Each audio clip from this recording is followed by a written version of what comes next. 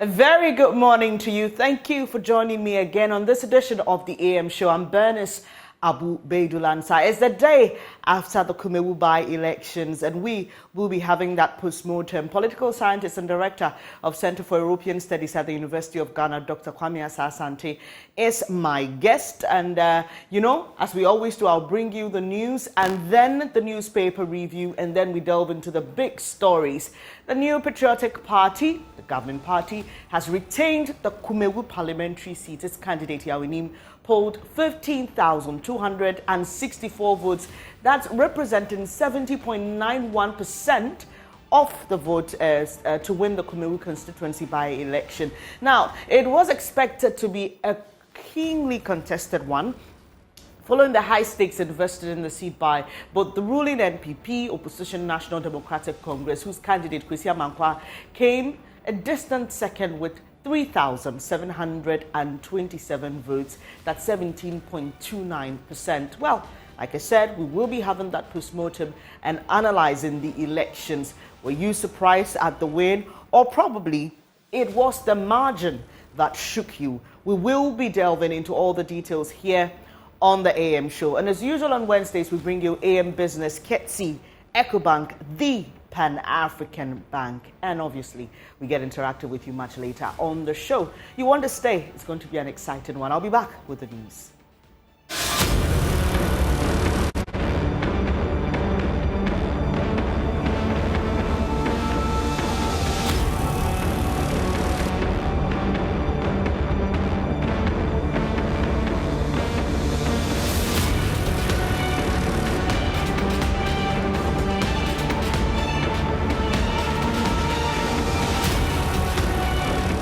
Thank you so much for staying on the AM show. For our news today, we start off in Kumawu, where the New Patriotic Party's Yawinim has won the parliamentary by-election with 71% of total votes cast. He polled 15,264 votes to beat closest contender, Amakye-Boateng of the National Democratic Congress, who had 3,723 votes.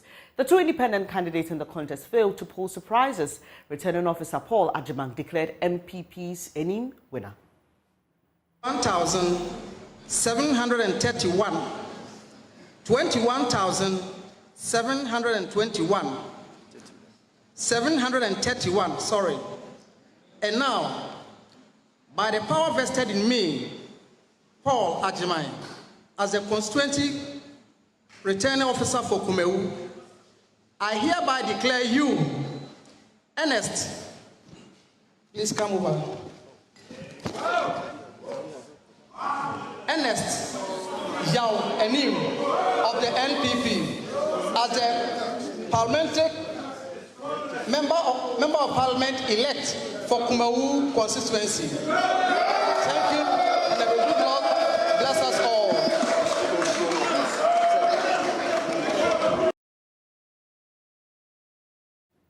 Well, Mr. Enim has been responding, and here's what he's been saying in his victory speech. The people of Kumawu, that the contractor is going to be with us for the next 14 months. He is going to make sure that every road that is in the pipeline from Efijase all the way to Raso is constructed. He is going to work on the Kumawu town roads, which includes Abotanso, Pepiase, and all the surrounding towns within Kumawu. So for us, we know we have said and we are going to deliver. This is not a lie. This is not to win the seat. This is something that the party was committed to doing and the government was committed to doing. We are going to continue to do more in the education sector. We are going to do more in agriculture. We are going to help with the unemployment situation we have in the constituency. There are several other things that we intend doing for our people, and I believe that the people of Kumawu are going to see progress. They are going to see development. Mining now, say, Metinya Corona Boom, Metinya Puntua Kumawu, Metinya Bua, Akikaye na Hua Boom, Ama Yetimi de Nyomapa, Mekane, Yaya last rally. Senyankopona bekasa ene edue mekane baby so say adwuma yaye ene adwuma MPP party yaya eguso ayeye no enkunimdi ane nam kwan mu bana eye enkunimdi kese na me mpese meto number bi but na me die makoma mu no menim se nkunim de kese ana eba ma MPP party Ghana nyina age MPP atum se MPP ne party a ye betime de akọ promise land no MPP ne party a omo kan omo ye enne ye ka se ye be Kumawu kwan enne nyina ye ho ye ka se ye be boa asiesie Kumawu district hospital enne August ye be bie hospital no ama Kumawu ma ye nya esomfaso MPP at the school feeding program by the free SHS by Ghana for nya somfaso Kumawu anya somfaso we ne nhyehyɛ party no ya boa Ghana man ene Kumawu man etina menim se Ghana for be hye na nado animonyam Kumawu yabesha nanado animonyam yabesha His Excellency the Vice President animonyam ya hye MPP party animonyam ama nanado ne MPP nyina hunu se enuoma omo ya Kumawu ha enuoma ya Ghana ha Kumawu man yani aso ne yani age esa ye sign chese breaking the 8 na ye kana possible yabesa breaking 8 no aka ho into 2024 it is where a total a year just a statement that just the MPP we are ready to break the 8. How do you seek to break the 8? So you heard Mr. Inim there basically saying that this win for the MPP is proof that they can break the 8. He also says he's a unifier. He was asked if he expected to win by the margin he won by, and he said indeed he didn't want to throw figures at us, but he had said during the last rally that he believed it was going to be a resounding victory for the NPP. He mentioned some social intervention programs put together by different NPP governments and talks about how the people of Kumawu have honored the president and his vice by giving him the opportunity to serve them in Parliament. Away from that, school children in the Talensi district of the Upper East region are playing the role of agents of change and ambassadors to facilitate community-led natural regeneration of native tree species. Now, these children have engaged in a drawing competition to make their voices heard on issues concerning deforestation and how it affects us. Correspondent Albert Sori has more. The Forum for Natural Regeneration is an environment-based non-governmental organization working in the Upper East region to promote the regeneration of young trees and shrubs.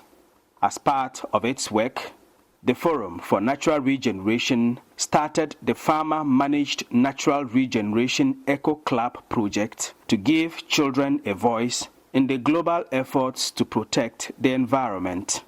The organization, therefore, organized an inter-school drawing contest for pupils in 15 selected basic schools in the Talensi district of the Upper East region.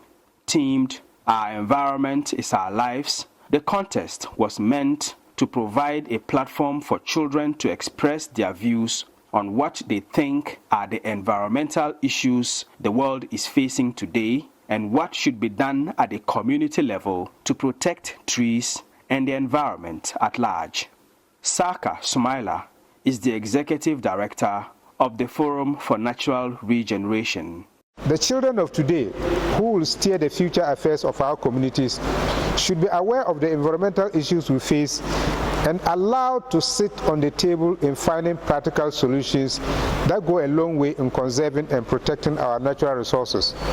The objective of the contest, therefore, is to support the creative expression of our Eco Club members as young minds, to reflect on critical environmental issues in their communities as they see them in their minds, and also to promote and disseminate information among children and teachers on the importance of trees and the need to take care of them to protect the environment.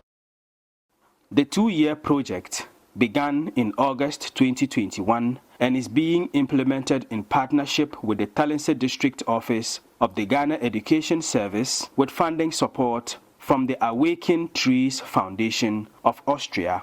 Mr. Smiler said, the Farmer-Managed Natural Regeneration Eco Club project is supporting awareness creation to inculcate the habit of tree growing and regeneration in children.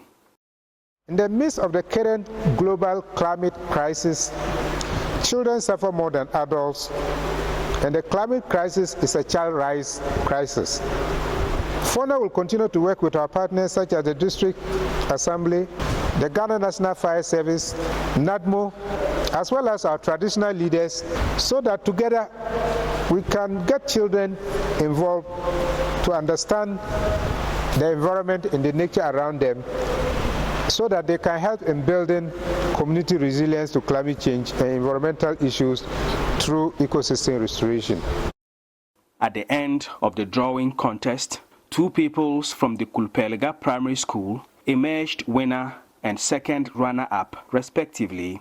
The first runner-up was a pupil from the Dapori Primary School, whilst a pupil from the Gorogo Primary School came in 4th.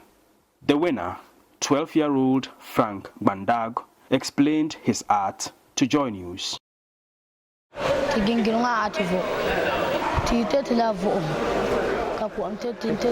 What he's trying to say, these 3 represent the trees around our environment, and the eyes that we are seeing here, he said the eyes represent the human beings in the environment. And so if you look at the drawing here, part of the tree is green. Simply, it means that there's no bushfire around this side, and because of that, the trees are not disturbed or they are not burned up. And more to the point, the water being here, it has helped the tree to grow healthy, and because of that, we are breathing or we get oxygen from this particular tree. But if you look at the other side of the drawing, this eye is in tears, meaning this particular environment, the human beings here, they are not taking care of the environment here, and they have made bushfire and all that. They have made the tree dry up. Reporting for Joy News, Albert Sori, Tongo, Talensi District. You're watching the AM News with me, Bernice Abu-Beidul. So now 29 civil society organizations are piling pressure on President Akufo-Addo to sack the board chairman of the GNPC, Freddie Blay, and CEO Opoku Ahwenneɛ-Danquah. This follows revelations that Ghana's interest in some of its oil fields have been offered to a South African company, Petroleum Oil and Gas Corporation, Petro SA. The GNPC board chairman is said to have written to Petro SA offering it an equal split in the interest held by GNPC subsidiary Jubilee Oil Holdings Limited. There's more in the following report. The GNPC board chairman Freddie Blay is said to have written to Petro SA offering it an equal split in the interest held by GNPC subsidiary Jubilee Oil Holdings Limited. Energy Minister Dr. Matthew Poku Prempeh insists this move is not in the interest of Ghana, as the nation will lose revenue. He is therefore asking Mr. Blay to withdraw the offer immediately. He points out that the stakes were acquired by the government of Ghana with state funds, and that the South African government had already been informed that Ghana would not approve any preemption of the stakes. 29 civil society organizations, including ASEP, Imani, and IDEC, are unhappy about the development. They want the GNPC board chairman and CEO sacked. We demand the immediate removal of GNPC CEO Opoku Ahwenneɛ-Danquah and the board chairman, Freddie W. Blay, from their respective positions, as they have become a threat to Ghana's interest in the petroleum sector. 6. Additionally, we demand the immediate transfer of JOHL and all its assets from Cayman Island and other jurisdictions to GNPC. 7. We demand immediate disclosure of the Amakye-Boateng plan of development from the Petroleum Commission and the government.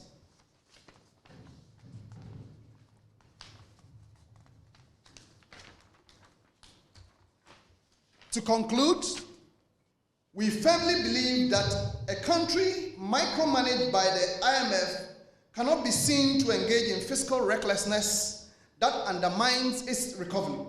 They also alleged Aker Energy is attempting to sell a floating production system it acquired for $35 million to government for $1.7 billion. Even though Aker has sold their interest in Ghana, they are scheming to stay on the Pecan development through surrogates and Ghanaian collaborators across segments of our society to amass ridiculous benefits from the Pecan field development.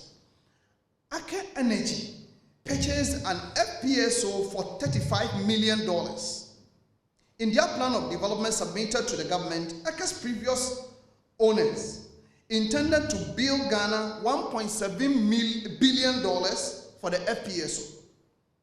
We admit that the Energy Ministry has raised a preliminary objection to the cost of the FPSO, but there is no proposal on how much the ministry considers fair value for the FPSO.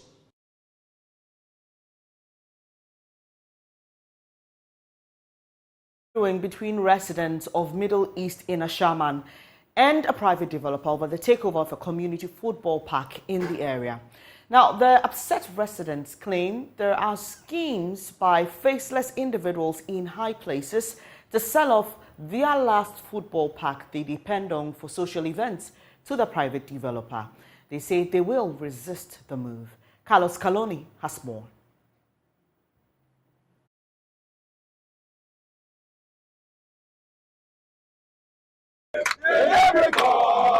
This is the Kokonte Park in Ashaiman, Middle East, which serves as the only grounds for social events and emergency gatherings for the past 40 years. But seeing these stones and container on the park overnight, residents say they suspect some faceless individuals at higher places scheming to sell off the park to a private developer.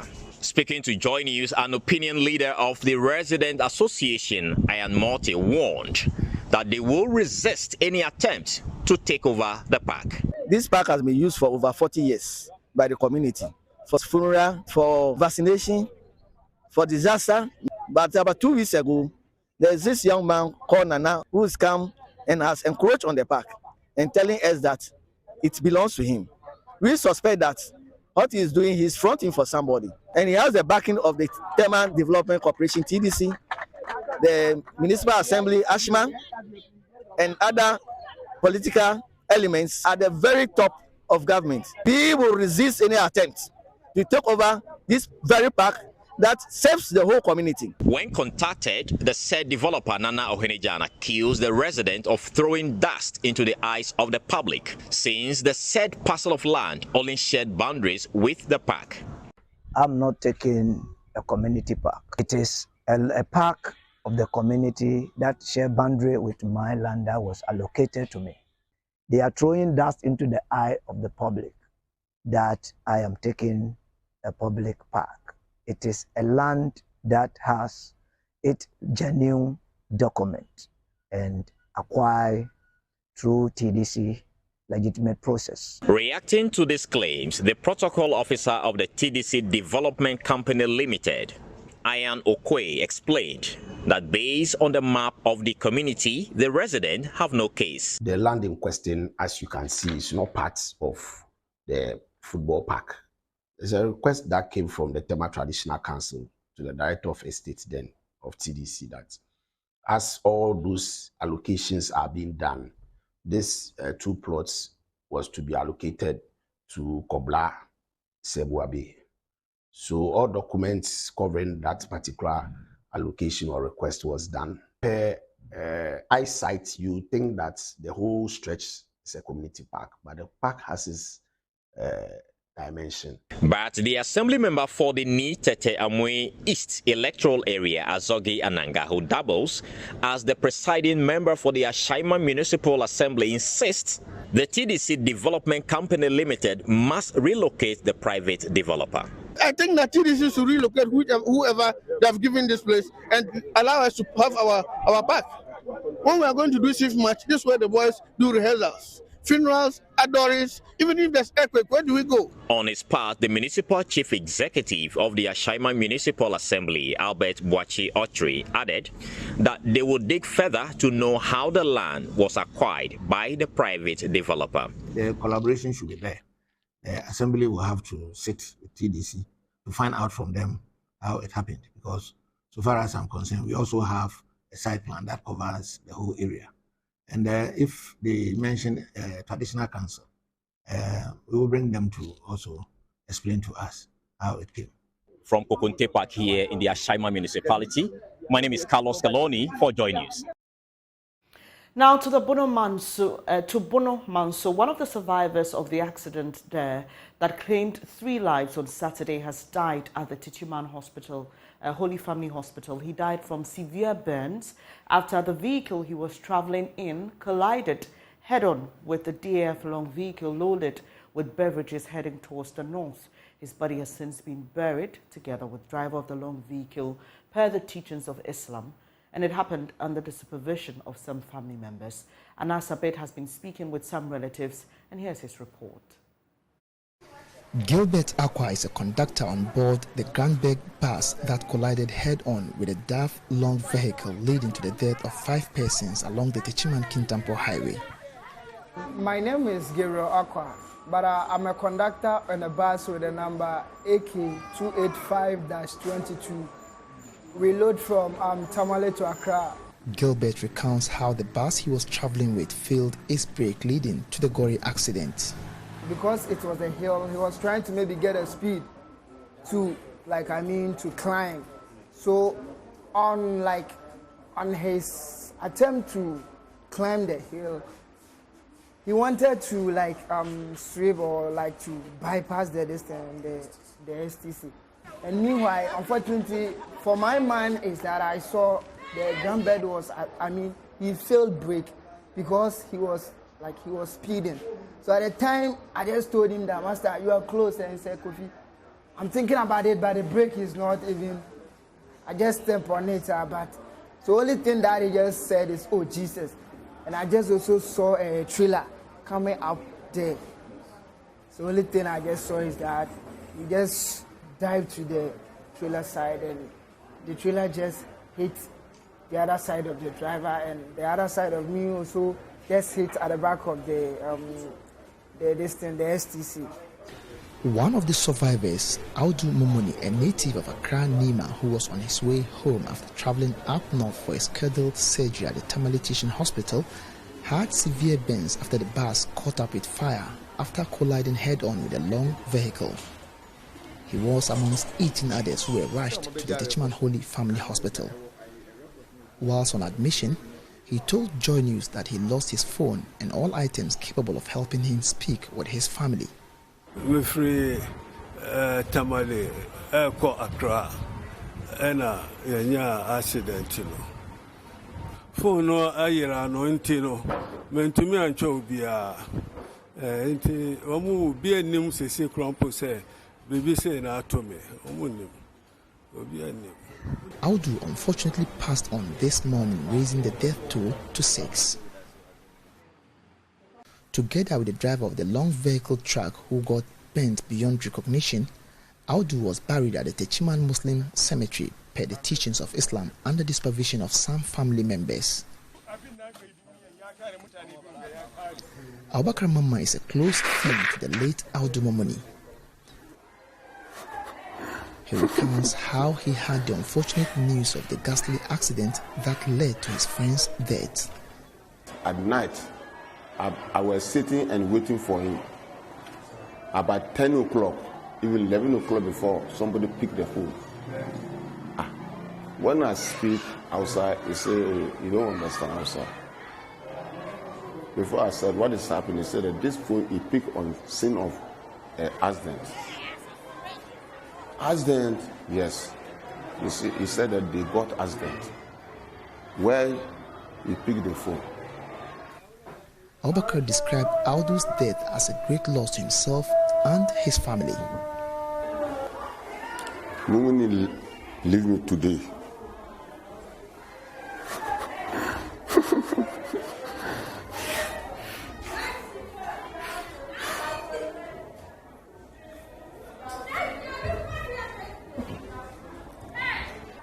I can't say anything. I can't say anything about God. Whatever God did is right. So I take it like that. But I lost a friend. I will never forget.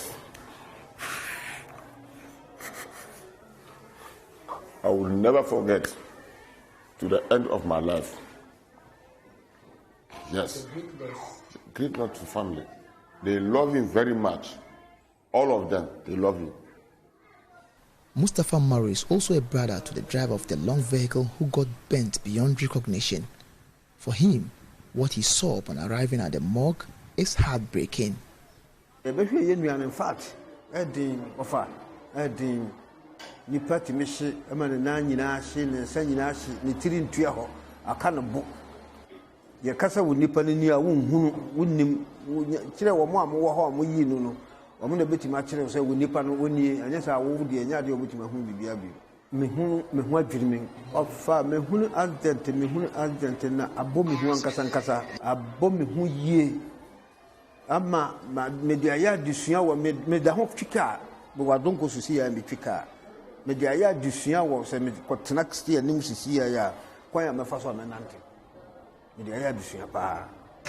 are appealing to authorities in the road industry to help implement the needed road signs on the highways to help minimize accidents on the roads.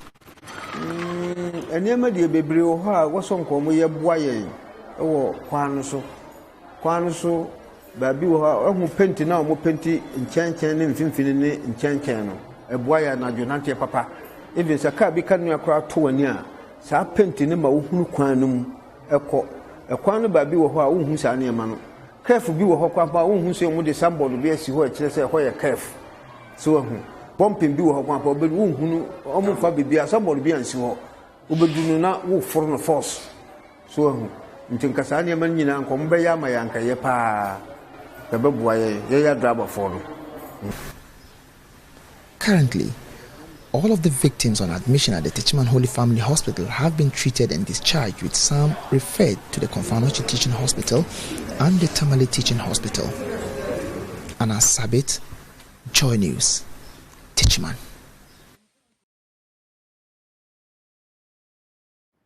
Our deepest condolences to families that have lost loved ones in this unfortunate incident. And that's how we end this edition of the AM News. I've got my newspapers on standby coming up shortly. I'll be delving into the papers with Dr.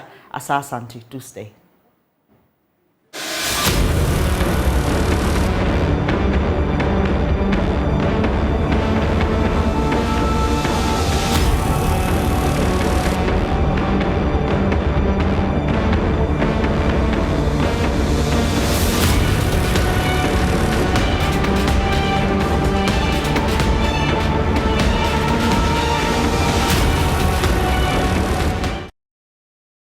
Thank you for staying here on the AM show with me, Bernice Abu-Beidulansa. I have my papers here, the publisher, the Daily Statesman, Daily Guide, the Custodian, the Finder, and the Daily Graphic. An obvious headline is the one on the Kumawu by-elections. NPP's Enim wins Kumawu. That's the biggest one, captured on all the front pages this morning. And I've got political scientist, director of Center for European Studies, Dr. Asah-Asante, to help me digest the headlines this morning. Good morning to you, Doc, and thank you so much for agreeing to join me this morning. So the NPP has won Kumawu, and for many, it's not a surprise because yesterday when we did the analysis here with my colleagues, that constituency is the stronghold of the party. And over the years, they have shown their dominance and proven their dominance. Many were expecting that Kweku Dua, who contested in the 2020 elections, would have given Mr. Enim some kind of competition because of his performance during the 2020 elections. Well, it appeared that he was no match for him when it came to the final day and the votes that were counted. What is your impression of the results? Did you expect it? Especially the margins. There are those who also say that, oh, we expected a win for the NPP, but not this kind of massive win. Kindly unmute your device for me, Doc. Yeah. Is it better now? Yes, please, I can hear you. Yeah. It's not new when you are talking about by-election, especially in a stronghold of a party.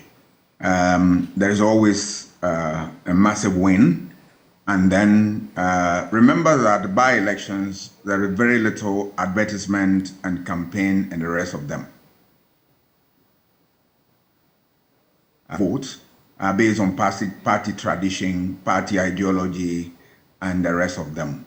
That is what we call in political science tactical voting, where sometimes even the candidate cannot be that much important to the people, but except that they want to vote for their party to retain power. So all these things were at play at the last election, and that explains the results. The NDC went in as an underdog from day one because they knew that that was a stronghold of the MPP, but that they wanted to also prove a point, but that didn't work. So all odds were against the NDC, and there is no way that they would have won the day. So what we saw is a true reflection of a stronghold, and that is prepared to maintain a seat at all times. Doc, so there's the issue of Kumawu, who contested in the 2020 elections, defected from the MPP, stood as an independent candidate, and did so well against the late Philip Baswa. And some were expecting that he would, give Mr. Enim a run for his money. Could the issue here be one of personality and the candidate? Because obviously voter turnout is an issue, we know that. But Mr. Dua seemed to perform so poorly against the statistics, against the projection even of some analysts. Would you say that it is a thing of the personality of Mr. Enim as compared to the late Philip Baswa? Or once again, it is merely an issue of the party in power, or the party that has the stronghold over that constituency still maintaining its dominance? Yeah, the party one is that the party maintains its dominance. And one thing that parties do is that when you are a member and you go as an independent, they find ways of punishing you. If they don't get you for the first time, second time, they'll whip you to line. And that's exactly what they've done. Because once you go out, you are going to divide their front and all that. So they marshal forces and then campaign in such a manner that you'll be seen as nuisance to the party. And once it's a stronghold, you will never be spared. They will punish you for that. So that is exactly what we saw. But we can also discount the fact that the personality is also a factor. And that, yes, people thought that, yes, this candidate was more, appealing to them. He has experience. They have a lot of canons that they use to gauge those candidates, for which reason they decide to voted massively for him. But the party dominance is a critical factor. And that another factor that also was very apt in this business was the fact that the numbers in parliament, NPP could not, lose this seat, because once you lose, it's going to change the dynamics in parliament, and it can create all manner of problems for the party. The party, that's why you saw all the bigwigs move to that place to make sure that they maintain the seat, and that is it. Absolutely, Doc. And in his victory speech, Ernest Yao Enim extended this victory, or said this victory for him and the NPP is a signal of what will happen in 2024. For him, this is a signal that they can indeed break the 8. It's almost as if it is an endorsement of the party and its performance, or of the appreciation, as he puts it, of the people of Kumawu for the development in the area. Would you say that is quite a simplistic extension of what has happened in Kumawu to the upcoming general elections in 2024, or it indeed could be a signal? It's not a signal. It is what you said, very simplistic analysis, that one constituency, which is your stronghold anyway, that you've retained your seat, for which reason you want to conclude that the whole country, that is how the voting pattern will be. That is oversimplification of the issue. There are more factors that will sway voters to one party or another.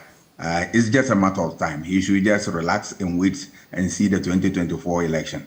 It's going to be super interesting. And that some of these considerations, he will realize that they will fizzle out in no time. They will not be part of the consideration why people will vote one way or the other. Right, talking about the 2024 elections, there's a story captured on the front page of the Ghanaian publisher. Richard Anani shoots down Edru Meso. And also on the front page of the Custodian, it's Bawumia's turn too. And this is in reaction to the popular expression of many supporters of Mr. Alan Tremartin that it is his turn now to be flag bearer of the party. You may recall what happened when he contested in the earlier primaries to be presidential candidate of the party, and we are told about how he had to step back for President Akufo-Addo. And so for many of his sympathizers, the argument is, it is his turn now, give him a chance, won't you? But Richard Anani thinks otherwise. He said, it is also Bawumia's turn. How do you appreciate or analyze the dynamics of? It's almost as if it fails to be a democracy when you bring in the Edrumiso concept, where it's almost as if it is handed over to one person because it's their turn. It's a very interesting situation we're experiencing now. The party members of the party keep on changing their position from time to time. At one point in time, they said the Edrumiso concept is alive and that we have known it for a very long time. Nana Akufo-Addo and the rest of them. We had all that. And now, if that thing is anything to go by, then those who are arguing that it's the time of what Alan Tremartin are right in saying so, because they've seen a precedent in that regard. People are also looking at the current situation and they believe that the vice president is also his time to also go in for the position. All this thing will end when the MPP decide to go for the primaries. The party will decide who will actually be the flag bearer of the party. But all these things are part of the processes leading to the real show. It's going to, be a heated contest, and it's not only the Alan Bawumia and all that. There are other big wigs within the party, such as Amakye-Boateng, such as Kumawu, Kenny Japan, and all that. We are going to see a real tussle for the seat. So my prayer is that the environment should be an enabling one where there is peace and that the whole process will end peacefully. And whoever emerges winner, all of them will pledge their support and then canvass for him and all that. My caution is that in primaries, people are prepared to go at length and discredit candidates and all that. And when that person wins, then it becomes a problem. Doing a PR to save the image that they have dented and all that. They should be very careful about that and go about these things in a more civilized and a more, appropriate manner, so as to not to, throw out their destiny into the hands of their opponent that will dictate the pace for them in terms of our campaign messages and strategies. So we look forward to a very good contest, and at the end of the day, the people will speak within the party, and the party will listen. Well, of the former Minister for Roads and Highways under the Kufuor administration, I'm still talking about Mr. Richard Anani. He thinks that this whole concept of Edrumiso is overrated. He thinks what matters most is your performance being visible enough and your performance speaking for itself. Now, do you trust delegates enough to focus on performance? Because sometimes when you read research work done into voter decision, what influences people's choice of one over another, some of the reasons are very interesting, Doc, and I'm sure that you've been doing this work for a very long time, and so you will know more of this than I may even know. And so do you trust the delegate enough, or the Ghanaian voter generally enough to make a decision based on solely performance? Is that our voting character? It's not. It is not. There are a lot of things that influence voter choices. They look at economic conditions as part of the thing that they look to decide who will have the expertise, the right knowledge to address the problem. They also look at personality. Will this person appeal to the populace so as to win their mandate? They also look at factors such as what your track record, what have you done or have you achieved, for which reason you think the party should give you the nod.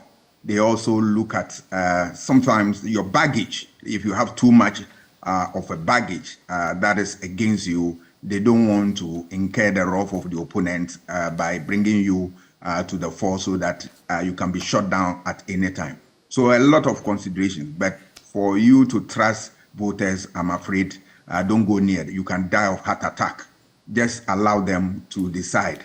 But it is our hope and prayer that they look at the issues from a more, proper manner, proper in the sense that you look at the things that a person brings to bear, you look at his track record, you look at marketability of that individual, and you look at whether that party has, that individual has vision beyond his party or the rest of them. So it's a whole mix of factors that are considered. But for voters, they will vote anyway, and they will vote based on their conscience. Sometimes they want to even please the party by voting somebody who was an ardent supporter of the party, who even doesn't have what it takes to be a leader, but they say, well, this is the person we want. He's a true party boy, and the rest of them.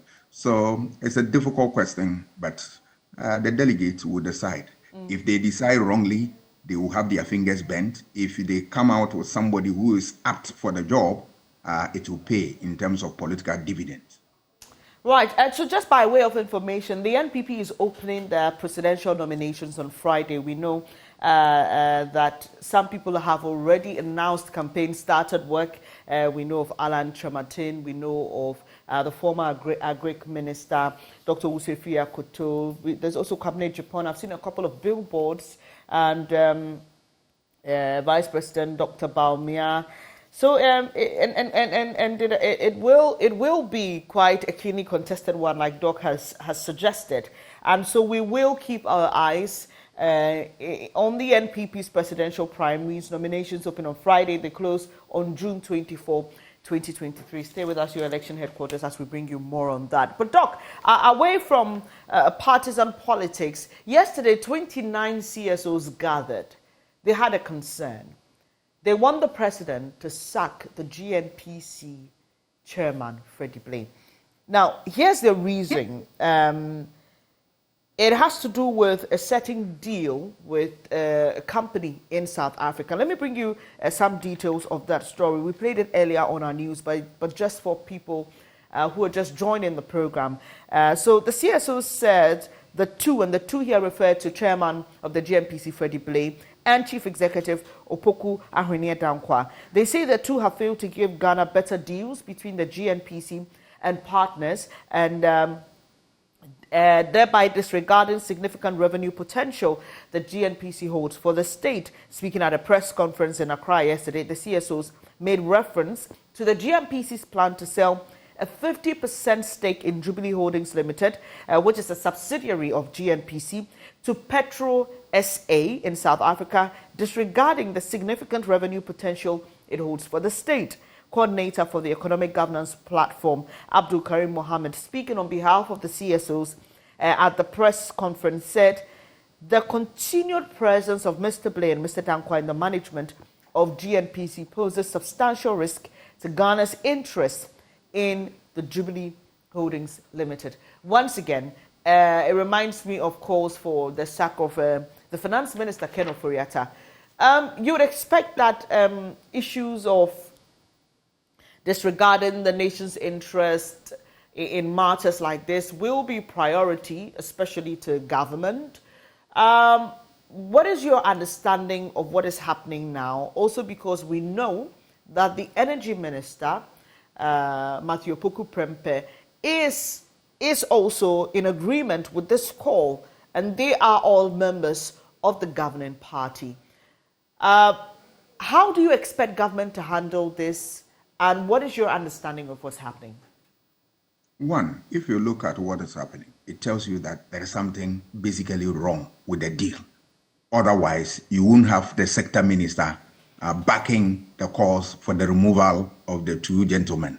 Yes, because the minister has the interest of this country at heart, and that is why he's speaking the way he's speaking.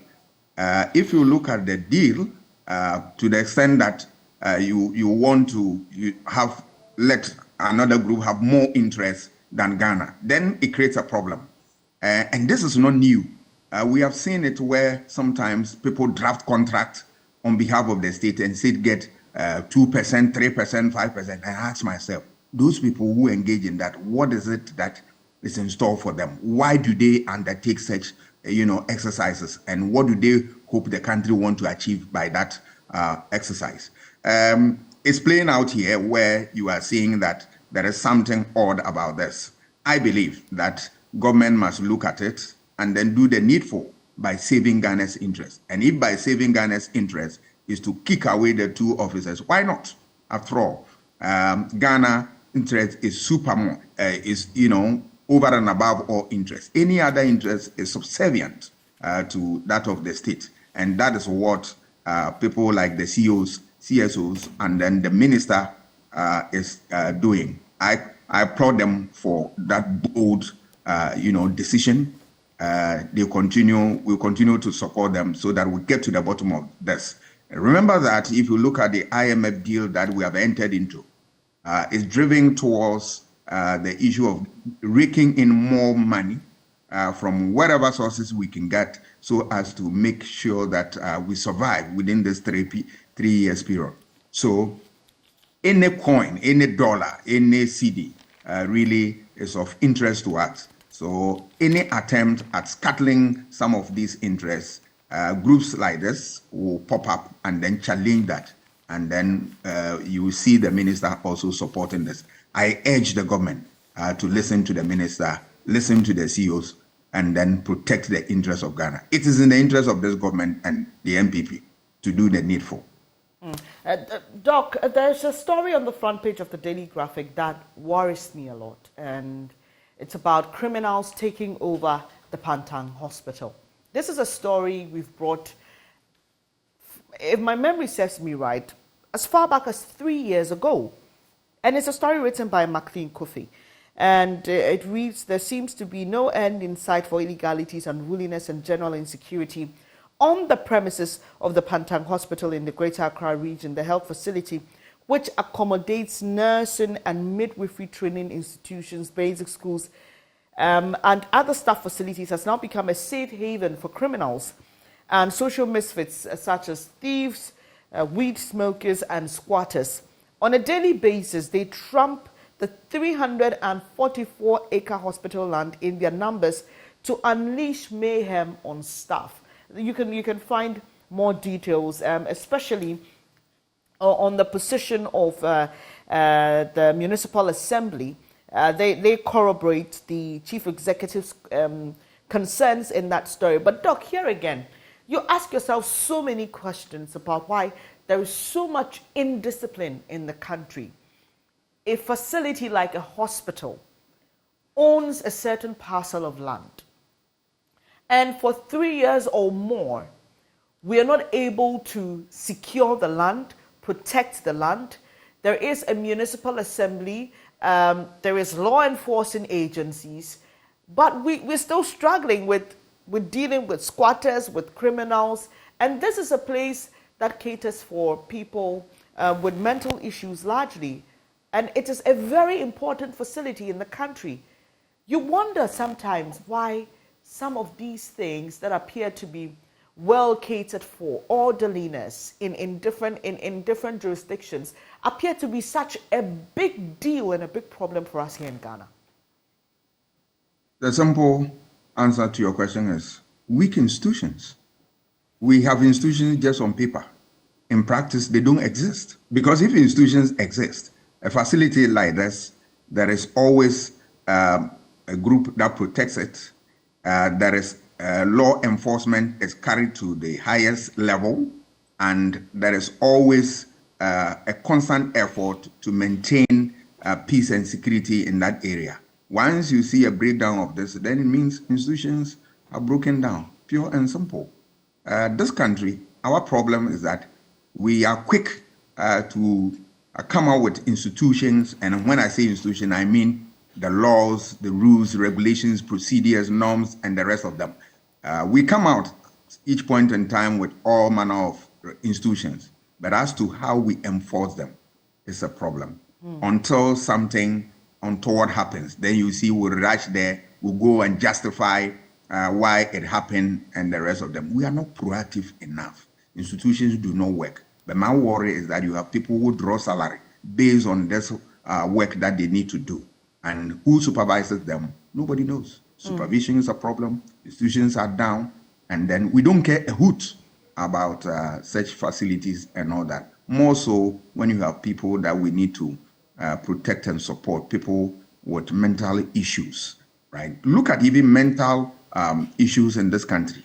Have we taken it seriously in this country? We have not. So it is a manifestation of how we even deal with mental issues. Because if it's something that we believe is critical, the hospital will be given all the attention, and that security will be top-notch, and that will do the needful to maintain peace and stability in the area. Look at two important, health institutions, nursing and midwifery training institutions. We are housing all these people with a number of, facilities there, and yet we are not prepared to safeguard the place. It's unfortunate. It's unfortunate. Very, very unfortunate. And then I must thank the Daily Graphic. They've done very good work here. So for 3 months, they were monitoring activities there. And if you're somebody who knows or is familiar with the story, you know that a certain wall was erected. There were plans to continue walling and protecting the land. We understand that the wall has been broken down by persons suspected to be land guards. And they give you a history of the hospital, how it was started by Dr. Kwame Nkrumah, some bungalows. So you get a sense that this was supposed to be a place that will be well developed enough to house staff, students and all that. But this is where we are. And Doc, talking about mental health and we not taking mental health seriously reminds me of a certain video that has been making rounds on social media of a man and his wife. The man is said to be a former pastor and his wife as well. I don't know if you've seen that video, Doc. Have you seen it? Maybe continue the narration. Maybe so this man appears in some dreadlocks with some cowries, his wife as well. And there's also the sad aspect. What really got to me is their child they lost as a result of a certain change in their lifestyle. So you can see that the child was looking very malnourished, very lean. The woman had changed her diet. She was saying stuff that, Jesus doesn't exist and all that. And the reaction on social media clearly tells you that people do not even understand that this is possibly a mental health situation.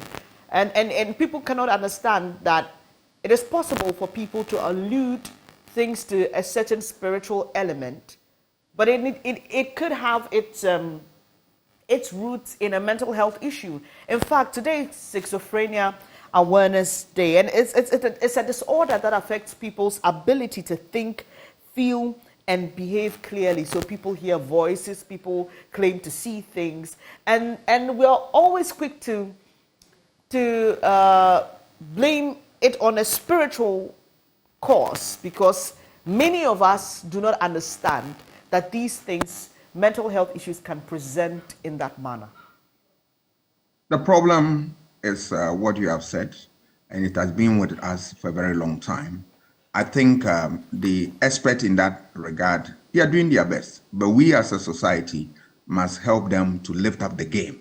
We have to commit resource to the fight against mental illness.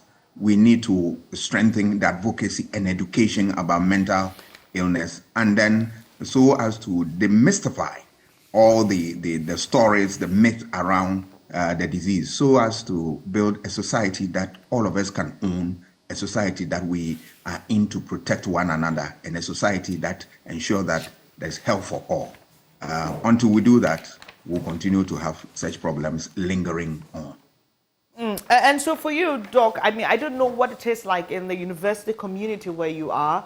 Are there facilities for people who are struggling, people depressed? Because generally you get a sense that we also don't offer support. We are quick to dismiss people, and say, oh, you're just being lazy, or you're just being emotional, because we don't understand. Do you have in your university community, even for lecturers as well, a certain support system for persons who are struggling mentally? Yeah, the good news is about UG, University of Ghana, is that we have a counseling and placement department where people go there when they have problems, and then they organize workshop training and then orientation for student lecturers and all the rest that you can think of. And it's a place that is easily accessible, and then they support us through thick and thin.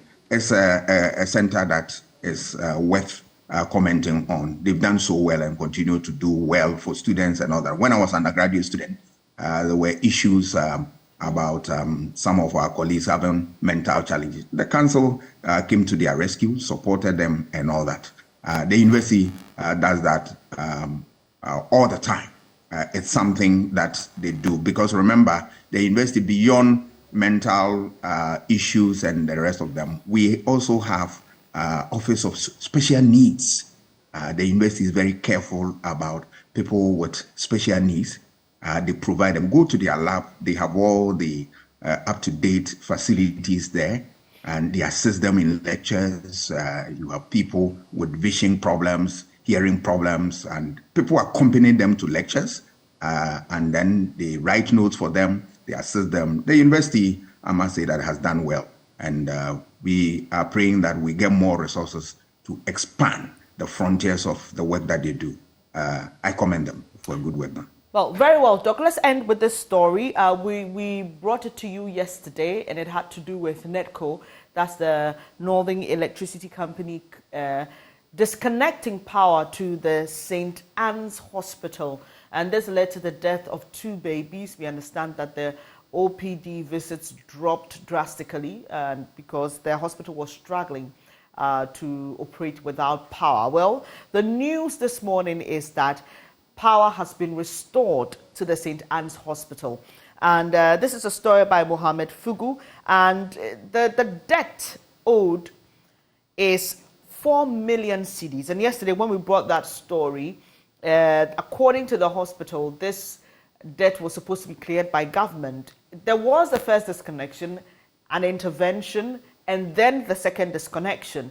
Now we are told that this reconnection was due to an intervention by the MP for the area, Samuel Abu-Jinapo, and the regional minister, Saeed Mahazu Jibril. We are told by the regional minister that the MP and the regional coordinating council will pay the debt on behalf of the hospital. Yesterday, Doc, I had Mr. Kojo Poku, who is an energy analyst, on the newspaper review, and he was very concerned about how we treat power and electricity in this country. He says that we must begin to look at it as a commodity that must be paid for.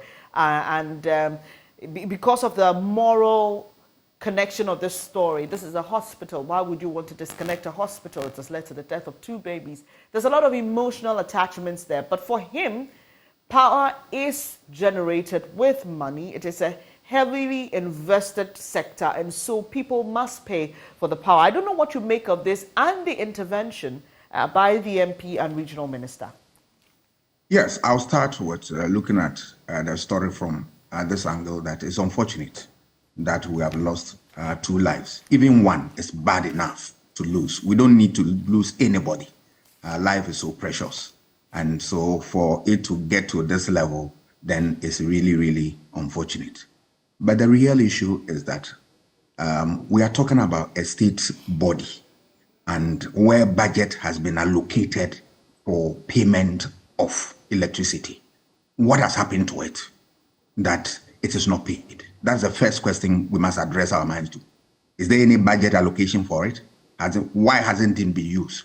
And if you listen to the story, they tell you that it starts from, I think, 2016 or so. They've defaulted payment up to today.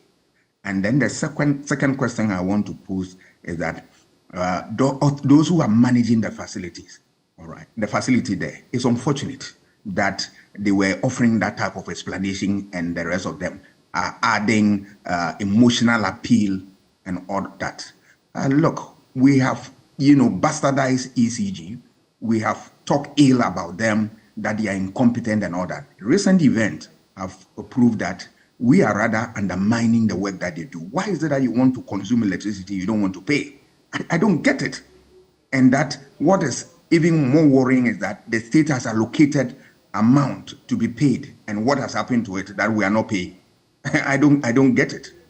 And those who are also leading the place there, handling the place, and it doesn't have, they denied us the opportunity to find out why is it that it has not been paid. They are not bothered about whether it is paid or not. And now that it's disconnected, quick, so mindful of the fact that the bills ought to be paid, they would have, gone on the ground and find out what has happened to it. They have been silent. All that they do is that they come and manage the place and they go, power will be there. Power will not be there. Now that they are crying, is it a good thing that they will consume power without paying? If everybody does so, do you think ECG will exist? I think that they must show some high level of responsibility by finding out. Even if it's a state that is paying, you want to find out whether the state has paid, whether it is not able to pay, and then you begin to what? Move to ECG, have a dialogue, have a conversation. Let's say they are listening to Mr. Kutuka and then the ECG people. Have you, engaged them? Engagement is key. If you are the one who is not paying, you have to engage them, explain your situation to them. Then they will understand. That knee-jerk attitude where when something happens like this, you see people trying to find resources and pay and all that. That is not to undermine what the minister has done. He has done his bit. But look, the real problem ought to be dealt with the CEO and the management of ECG. Because if we continue on this tangent, there will not be any ECG. And at the end of the day, this country will collapse. People must pay for the power that they use. I support that call. And ECG must go ahead to disconnect people who don't pay, because we cannot undermine the facility at all. You hear places like what? Police station doing illegal connection. You have institutions that people have paid for the service and yet it's not paid. How do you run a state like this? They remember that ECG is not a philanthropic organization and that they are doling out or they are giving power free of charge. It's not true. It's a serious business that we must attach seriousness to it. If we are not ready for payment of ECG services, let us find our own means of energy, so that we can save this national asset. Thank you so much, Doc, for that. Doc is a political scientist and director of Center for European Studies at the University of Ghana, and he has been doing the newspaper review with me this morning. Well, up next is sports. When we come back after sports, we will be delving into the Kumawu by-elections the day after.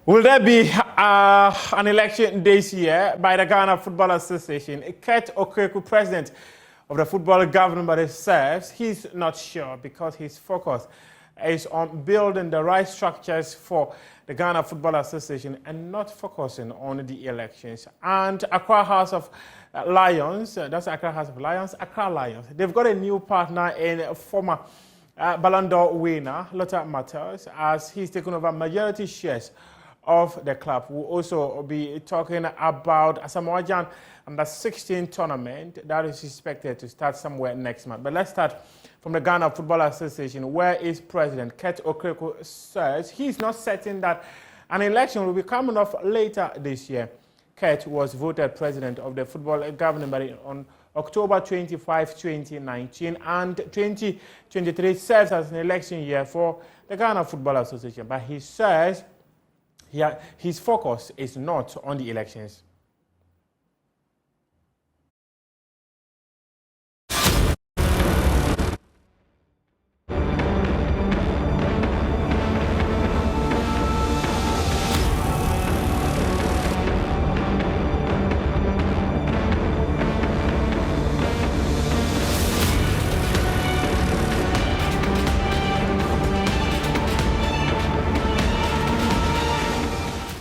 bring you that interview subsequently, but let's move on to the camp of Accra Lions. They have a majority shareholder in former Ballon d'Or winner, Lothar Matthäus. Matthäus was in the country for the unveiling of his partnership at Kempinski that happened on Tuesday. My colleague Lawrence Bedu was there and comes through with this report.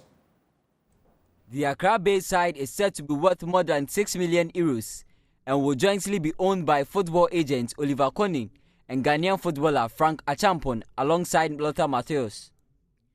In attendance at the official event to announce the deal were Oliver Koning, Matthäus, and the club's technical director Ibrahim Tanko, as well as some other players. President of the Ghana Football Association, Ketu Kweku, was also present at the event alongside the General Secretary of the Professional Footballers Association of Ghana, Anthony Bafo. The former German international, speaking to the media, revealed the day-to-day operation of the club was behind his decision to get on board as one of the 3 owners for the long-term project. I like the style from the club, how the politics from the club, how they like to work with a young talented player, because I think you have to start early to make the player better. When you're 20, 21, they're too old, and we have players in the first team, they are 15, 16 years old. They're playing in the youth team and in the national teams, and I think this can be the way, and I like the style, how the Accra Lions perform on the field. Also at the event, Ketu Kweku praised Accra Lions for attracting the right investment and lauded them for their style of football in Ghana. Division 1 and then in the Premier League. Carefully planned journey. Investing at the right time, at the right levels, and in the right quantities. When you listen to Oliver, he said that usually Accra Lions do not like to be in the public space to make the noise because agroniform. Today, because of the kind of personality we are unveiling, we cannot keep quiet. Is that not the case? So when the right levels of investment is being made in Accra Lions, when there's success on the pitch, even when you don't speak, the success on the pitch will speak. And this is what we are witnessing today. Accra Lions is a team that has an identity. They play the kind of football I want to watch. They play young boys, and just to inform everybody, Accra Lions is the youngest team in the Ghanaian Premier League. Accra Lions have been a strong force since gaining promotion to the Ghana Premier League 2 seasons ago. They currently occupy the 9th position on the league table, 9 points behind league leaders Amakye-Boateng Club, with 3 games to go.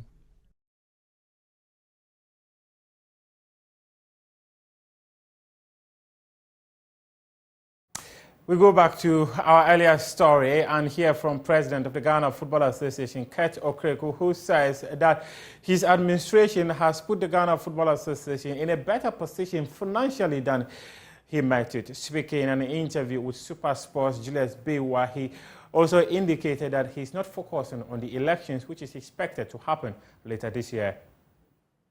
I can tell you on authority that revenues into the Football Association have increased more than before.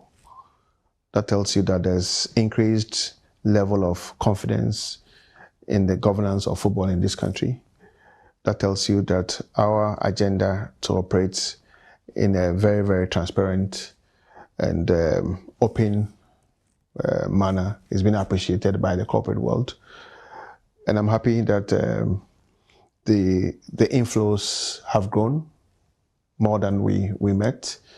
I'm happy that we've gone through 3 times of FIFA auditing, which is key for any football association, especially in our part of the world.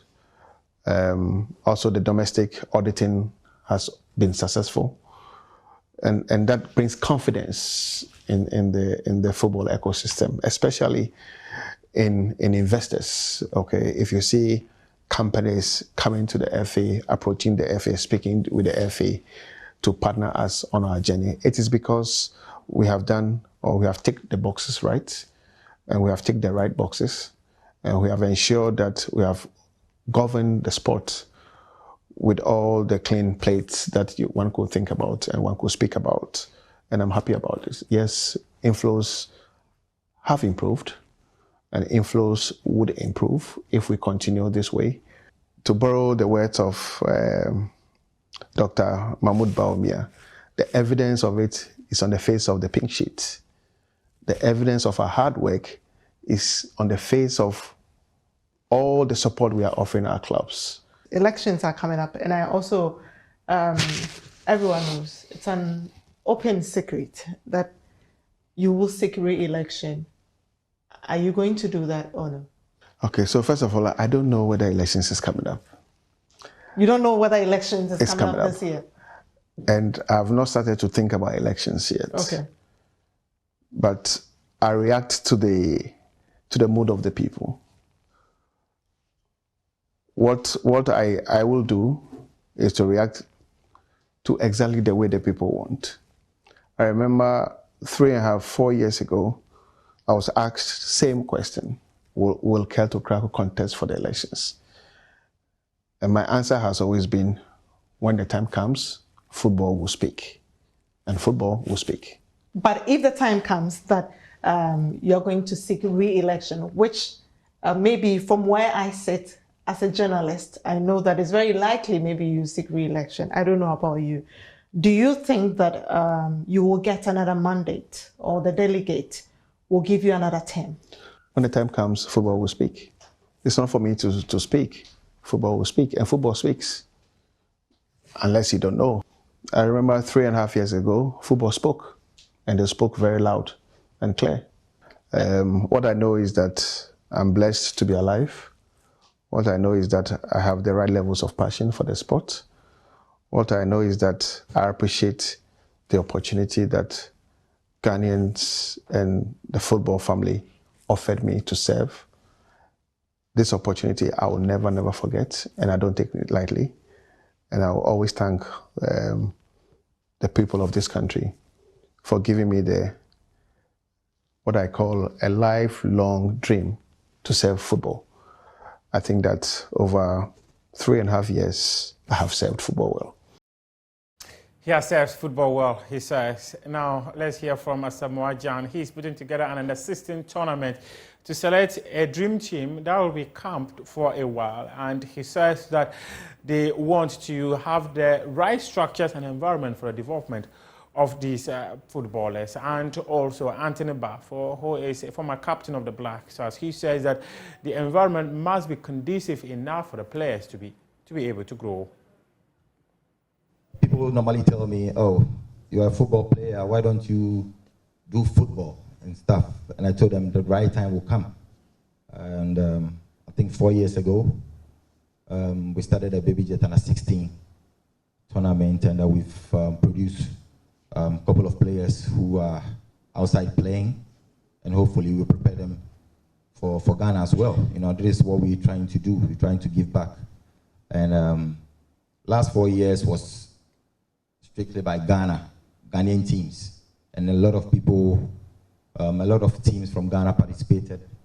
And this year, we are trying to take it to the next level by looking at the sub-regions, you know, the countries in Africa to also participate. And then after we have a dream team, you know, there will be a lot of scouts to scout players and everything. There will be a dream team, and then we have a technical team from Ghana, which I'm sure like Kingston will be among the technical team, or my colleague Stephen Appiah and everybody will be among the technical teams to make sure we manage well with the dream team, and then we can prepare them and then make sure they become great one day. Talk about something we have experienced it before. So, you know, I always say there's no elevator to success. You have to take the stairs, you know, poco a poco. And they have to be well managed.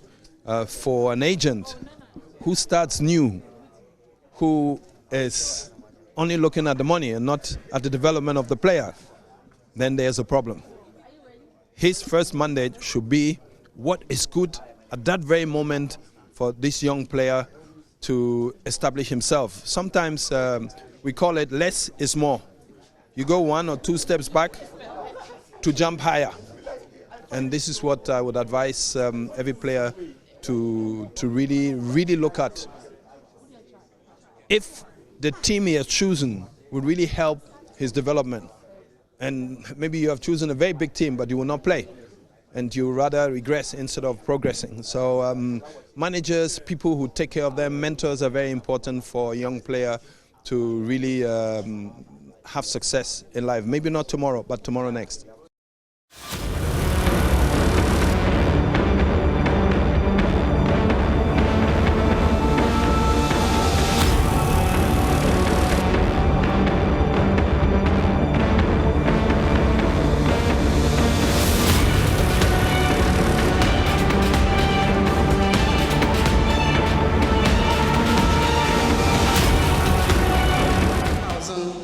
$731, 21,721, 731, sorry. And now, by the power vested in me, Paul Ajimai, as the constituency returning officer for Kumawu, I hereby declare you, Ernest, please come over.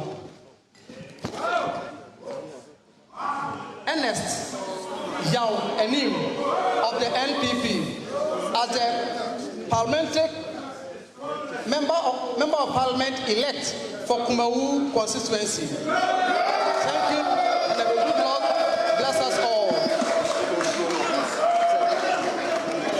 I have promised the people of Kumawu that the contractor is going to be with us for the next 14 months. He is going to make sure that every road that is in the pipeline from Efijase all the way to Raso is constructed. He's going to work on the Kumawu town roads, which includes Abotanso, Pepiase, and all the surrounding towns within Kumawu. So for us, we know we have said and we are going to deliver. This is not a lie. This is not to win the seat.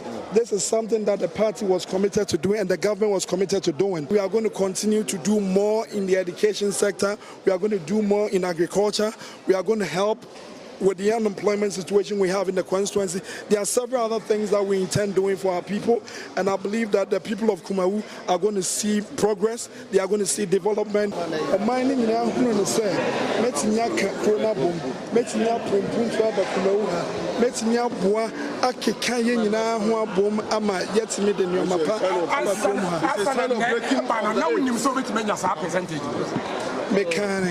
Yaya last rally, say Yankopona Bekasa and Ne Edue. Mekane baby so say a Juma Yaya, any a Juma MPP party, Yaya Gusu Ayaya, and Kunimdia and Namko Mubana, and Kunimdia Cassia. Namen Passameto Nam baby, but Nametia, Makuma Mumu, Minimsan Kunimdia Cassia and Abama MPP party. Ghana and Naji MPP Atunsa, MPP in the party, Yabets Media called Promised Land, no MPP in the party, Omoka, Omoya, and Nayakasi Abe Kumokwa, and Nayahu, Yakasi Ababua SCS Kumo District Hospital, and Agas Yabe Hospital, no Amakuma Maya, a song for so MPP at the school feeding program by at the free SHS by Ghana for Wenya Sonfaso, Kumo and Yasonfaso, when Share party, no, ya Ghana, my and Kumo man. It's not in Ghana for Beshan and Adu and Monyam Kumawu, Yabesha Nanadu and Monyam, Yabesha His Excellency, the Vice President and Monyam, Yash MPP party and Monyam, Amananado, MPP in the say, and Yoma Moya Kumawa, and Yoma Yaya or Ghana. Kumawu Yania so Yaniaji. Esaya just breaking the 8 now yakana possible. Yabesa breaking 8 no account. Into 2024, it is where a total a year a just a statement that just the MPP we are ready to break the 8. How do you seek to break the 8? A very, very sad day for Kumawu politics and Ghana politics because I'm thinking about the future for the youth, that to sell futures for 50 cities and the MPP party Hello, Ernest. Yeah, I'm here. I'm just trying to be careful with my choice of words because it's very pathetic. It's a very sad day because people deliberately buying votes, buying people's future for 50 cities, for 20 cities. I'm very, very saddened in my heart. You have evidence of that vote buying? There's videos everywhere. I saw some with my own 2 eyes. There were places that I was actually just speaking to people that, you know what, this is pathetic. But that's... It doesn't speak well of politics. It doesn't speak well of us as Ghanaians to be doing things like that. That's an electoral offense. Why didn't you report it? We raised the alarm, and to be honest, that's why I'm saying that I'm very, very saddened. It's not to let me be very upfront. I see myself as a winner. I have won this election, not in any way, but I feel that I've set the purpose to push for this development that we need, and then to stand up as a very strong competitor. So I'm very proud of myself and I'm proud of my team. But I'm saddened for what happened and for what it means for Ghana politics and for what it means for our youth and for what it means for the youth of Kumawu. That's why I'm saddened. Because these things were done with so much impunity. There were places that I got to that you had people about 2 meters away, about 200 meters away from the venue where the elections were going on, and they were dishing out cash to people and threatening them that if you take the money, you have to go and vote for us, and all these things that they believe in. And I mean, I was so sad. There were instances that I met to these young people. I met with a few of these young people, and I've forgotten the names, but I think it will be a Bangkok. There's a town called Bangkok in Kumawu, and I had about 6 university students who came up to me that, look, these people are paying money. We want to vote for you. Can you give us, or can you match the money that they're paying? And I said, look, I can give you more than what they're paying you, but my conscience cannot allow me to do that. So what's your price? And this is the future that we're looking at. This is our future leaders who are willing to sell their future for 50 cities. So you said you raised alarm to who? And what was the response after raising that alarm? We raised alarm to I've forgotten the name, the electoral officers. And their excuse was, look, we've not seen it with our own eyes, and we don't have any proof of it, and they are not here. So some of them, I would even point them out to them, and they're like, well, they are not here. So obviously, technically, we can't see them. All right. We can them in the face, but technically, we can't see them because they are not here. What somebody is doing over there has got nothing to do with us here.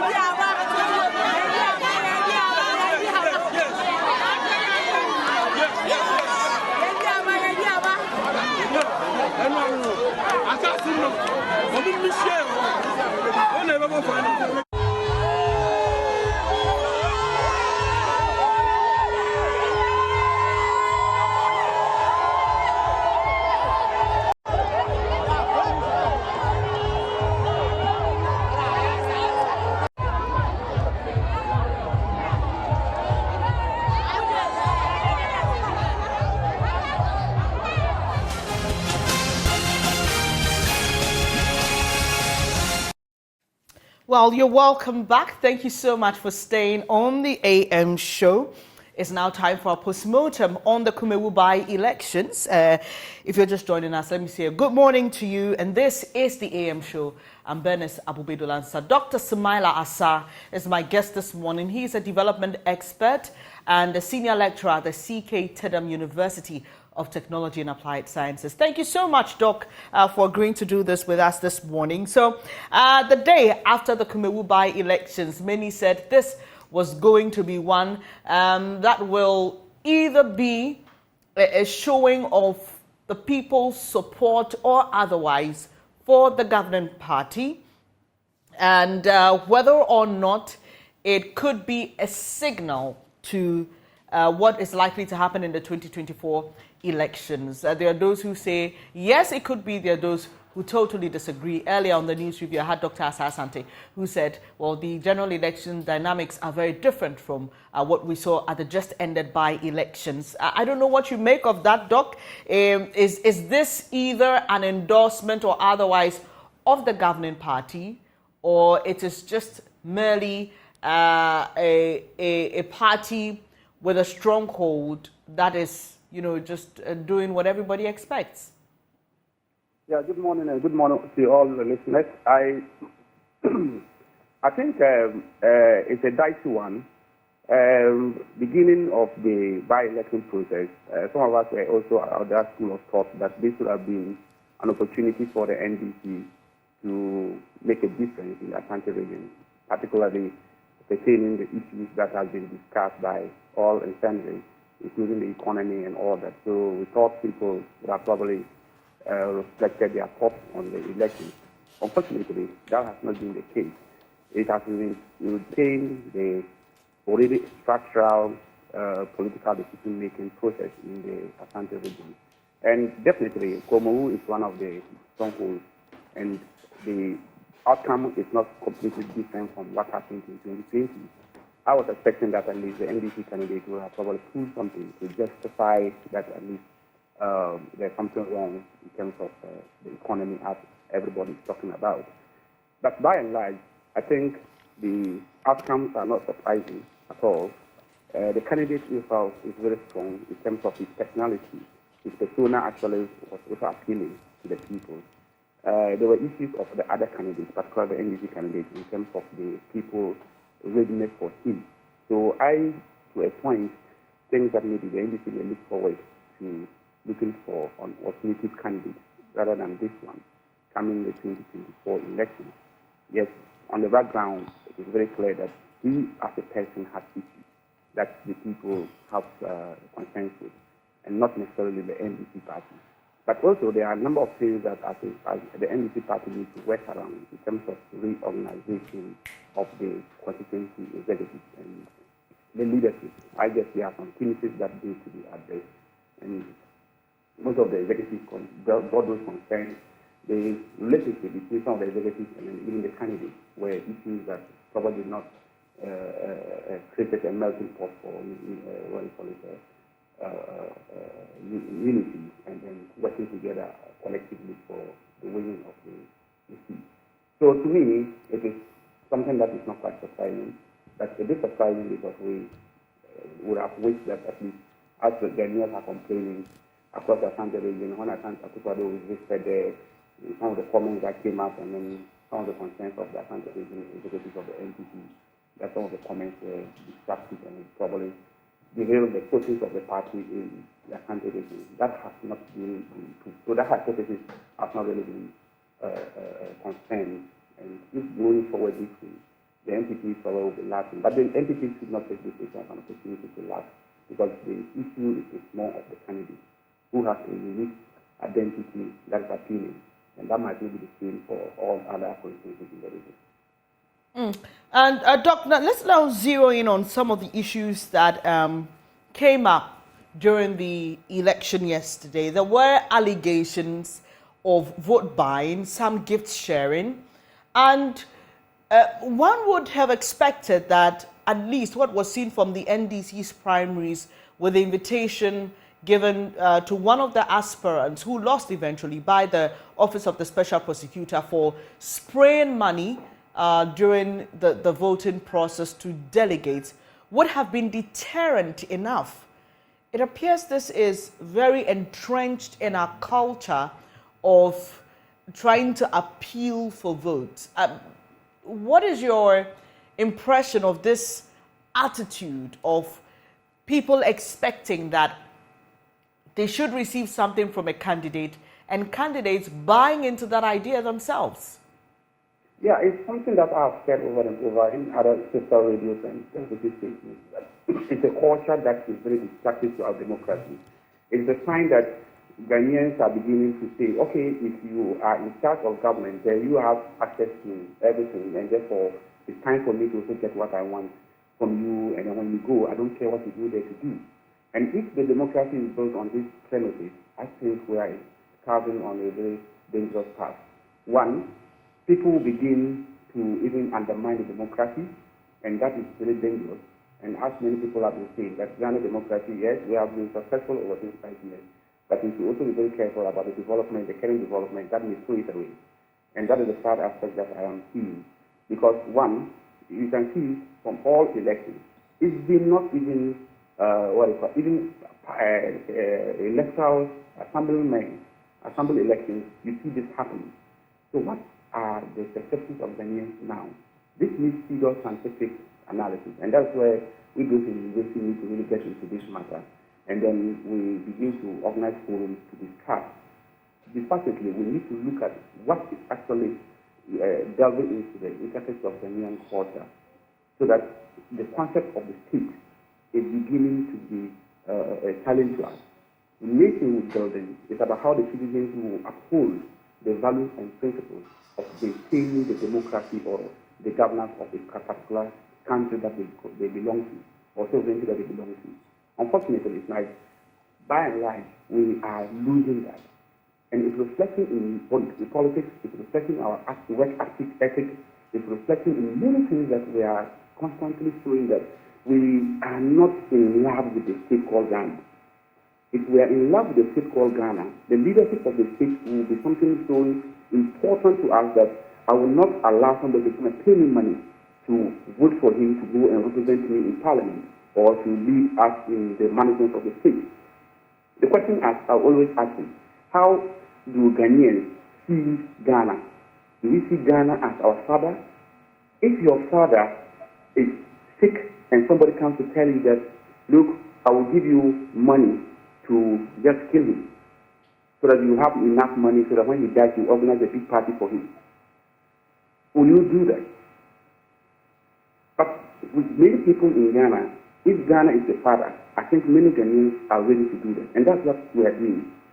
We are ready to take money. Somebody comes with money from cocaine, money from, money from all the things that are inimical to the state called Ghana. And you take it and vote for that person. It's just like the analogy I'm making, that somebody comes to tell you, my father is sick, let me give you money so that you allow him to die, so that you organize a big funeral for him. And many Ghanaians in this analogy will confirm affinity to it. What is leading to the existence of this problem and our inability to deal with it? Because clearly, over the years, we have seen politicians promise, sometimes for as little as 10 cedis, and yesterday, those were some of the allegations, people give their thumbs to somebody to become a leader. And they realize that the kind of development they were expecting or what was promised is not delivered. But then again, in the next elections, gifts are thrown at people, projects are hurriedly, completed, or there appears to be some quick work being done just in the lead up to an election, and it appears that people easily forget. What is it that is making us not realize this great disservice we are doing to our nation?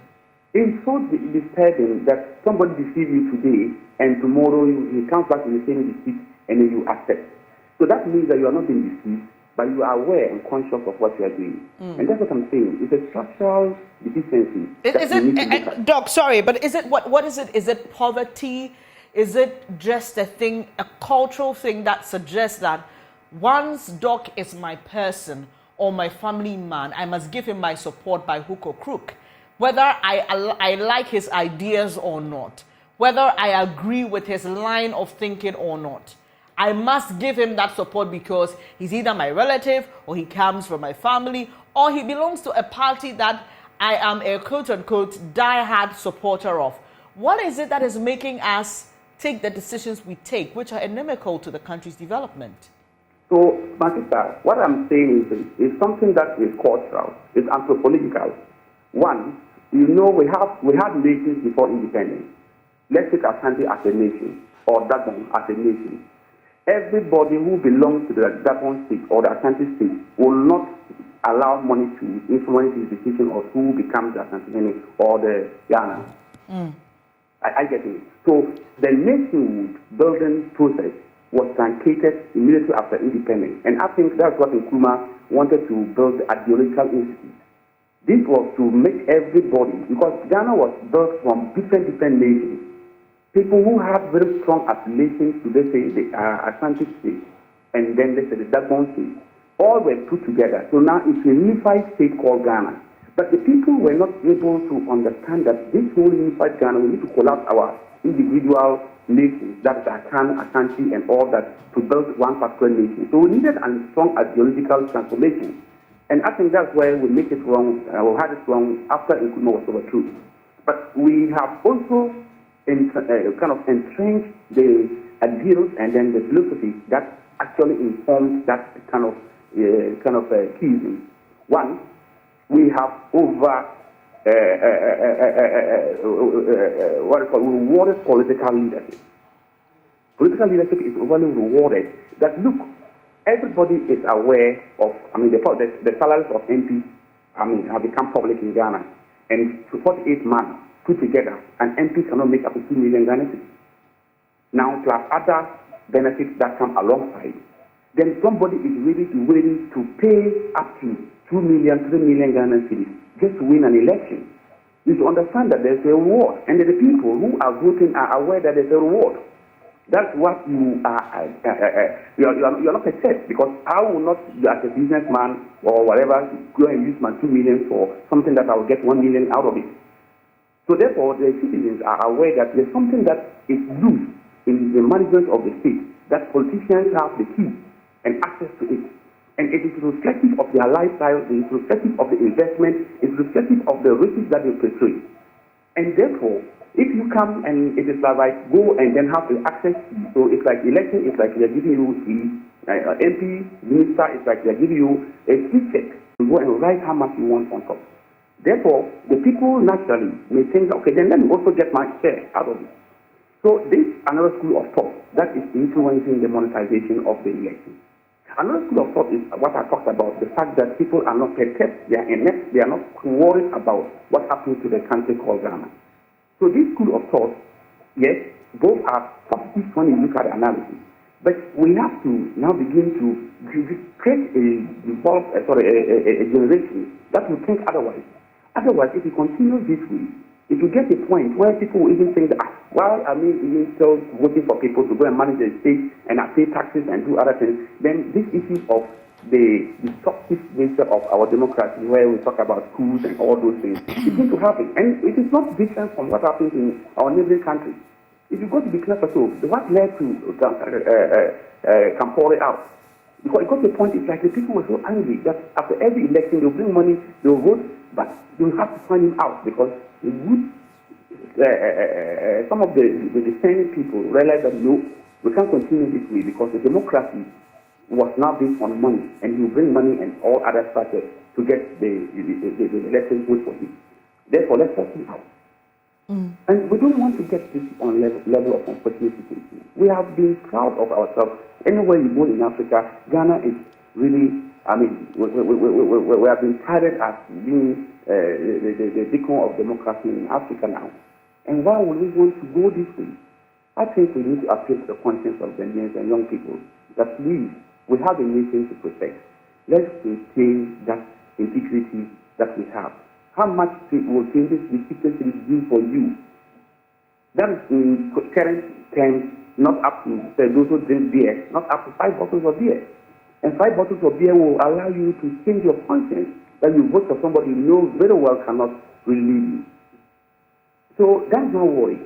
And we need to really get it forward. And I think this is the time that we, the thinkers, when I say the thinkers, in every state, why do you build higher education? So we, the universities, are what we call the thinkers of the nation. So please, we need to get together as academicians and then we begin to get conferences that we can discuss these things and see why are these things becoming endemic. And at least we, the media, to join us so that we can get a solution to this. Otherwise, I'm afraid of the democratic program.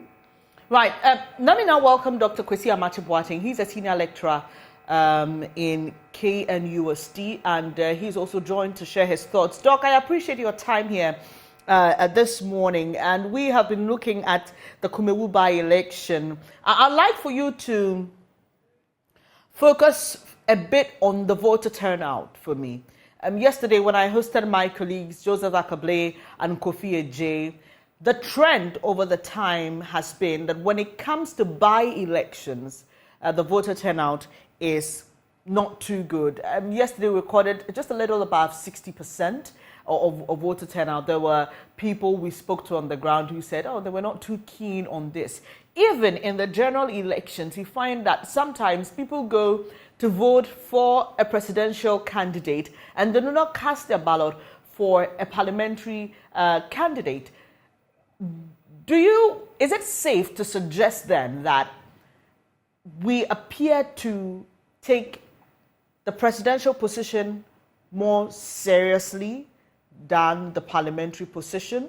And what are the cons of that? What is the disadvantage of that? Seeing the kind of system that we run, and obviously with the parliamentary structure that we have now, what are the disadvantages of people appearing to have more attention towards who a president is than who their representative in parliament is?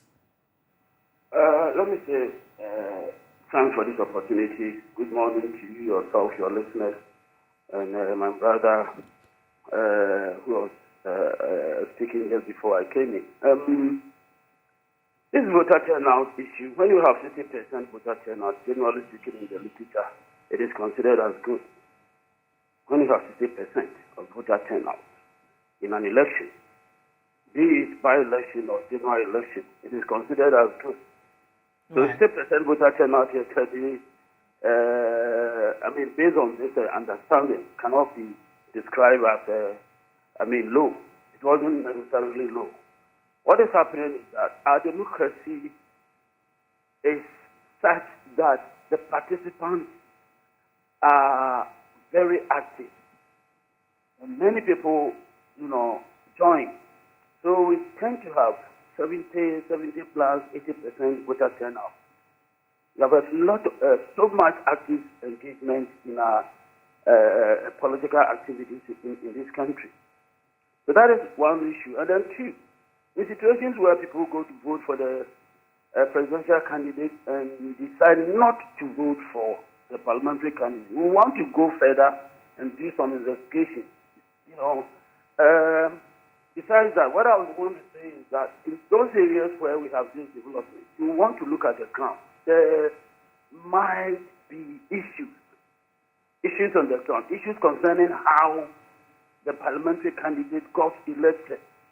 The moment people have issues with the processes that produce the parliamentary candidate, then they go in, those who are die-hard members of the party who decide not to vote for the parliamentary candidate but vote for the presidential candidate. Otherwise, you have this phenomenon of skirt and blouse. So So we want to look at the situation on the ground. But generally speaking, to the extent that people go to the polls to take part in the election, that is good. If something happens and they don't vote for the parliamentary candidate, it is good development because it means something. They are sending message to some people, to somebody. So that shouldn't be seen as bad. Once people decide to spend time, be in the queue, spend their time, go through the electoral process, that is what we need. So if something happens and they decide not to vote for the parliamentary candidate, it's a strong message, and we want to heed to those messages. So, Doc, does this for you signal the chances of the NPP in the 2024 elections for Ernest Yao Enim, who won on the ticket of the NPP? This is a strong indication that the party can, and he believes, indeed break the 8. You are talking of the overall general elections ahead of us, or you are... Yes, the 2024 elections, yes, breaking the 8. Come on, we can't use the Kumawu by-elections to do such an analysis. Kumawu is an NPP stronghold. In fact, the person who won would have done so hands down, even if the party had not gone there to provide the support, development projects and everything. Kumawu is NPP. It is in their blood. And what is happening there points to this fact, especially the win by this man, Ernest Hanif. You know, they are speculating over something.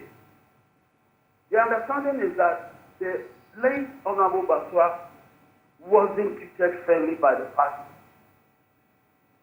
I don't know whether Ghana has had any such development in the Fourth Republic, but you have a situation where a member of parliament is prevented by the state agents, the police, the military, from participating in political activity. His inalienable rights rudely curtailed by the state itself, simply because he was perceived to be an Alan Martin person. So that is the bad politics of the NPP that has been playing out.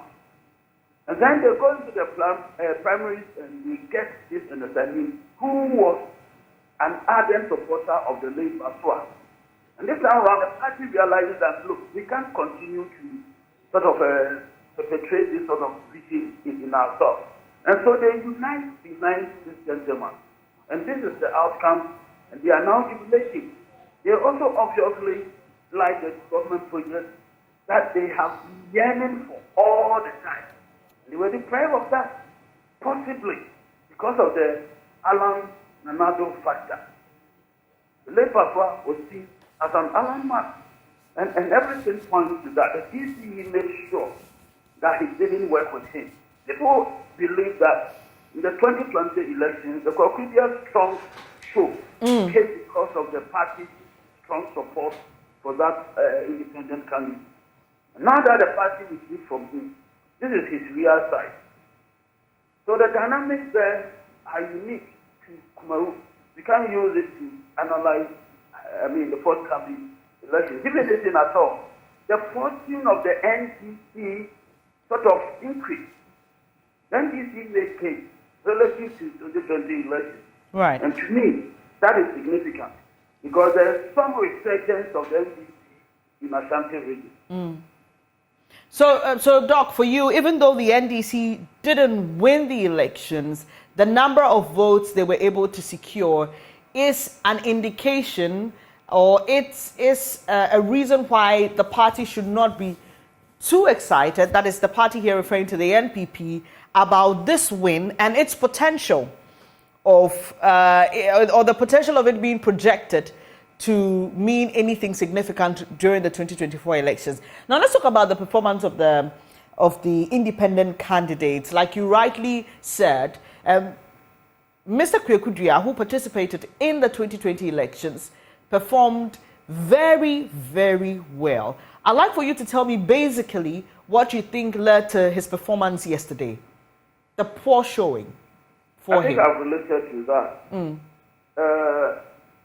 It was due to a major division in the party in the 2020 during the time of the election, and now the demands of Baswa, and then somehow the party uniting around the candidates that came up.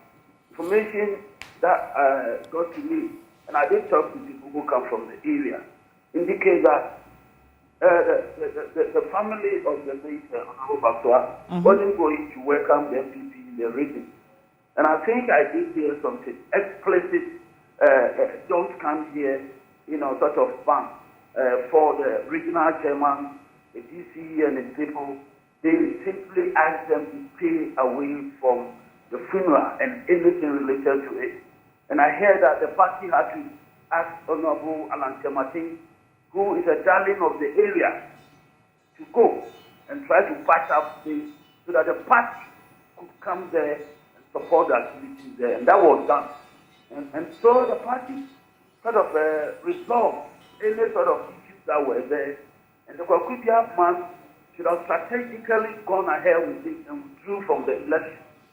So he played a bad game and has lost. So definitely he was going to, perform abysmally the way it has happened. In fact, this is an end for two.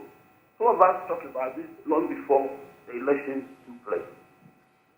And so if I get you clearly, Doc, this has more to do with the personality of Philip Baswa, the late, and Mr. Enesiao Enim. So Enesiao Enim is a preferred candidate for people who support the NPP, and that is why they almost, got the overwhelming support that he got.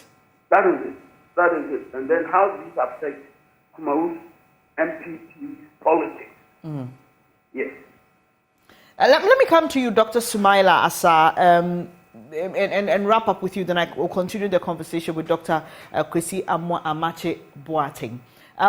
We've had reason to talk about the voter character, voter behavior, what influences people's decision on who to vote for, and whether it is issue-based or otherwise.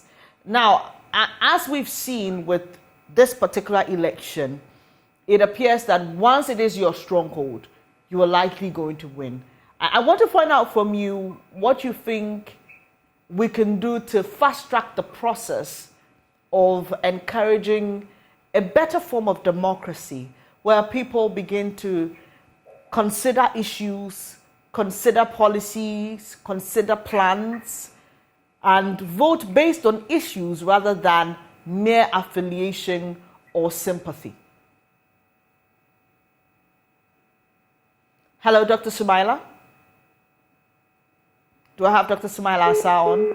Well, too bad I lost him. So let me throw that question to you, Dr. Kwesi Amakye-Boateng. How do we fast-track the process of having a more issue-based voter character than just mere sympathy or affiliation voting?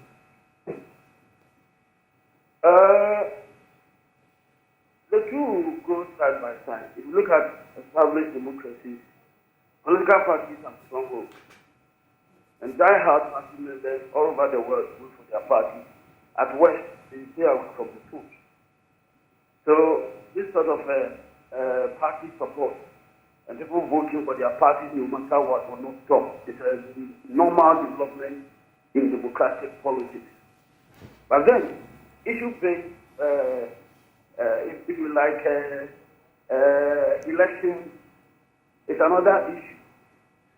Ghana has a peculiar problem. I think it's the same with many African countries.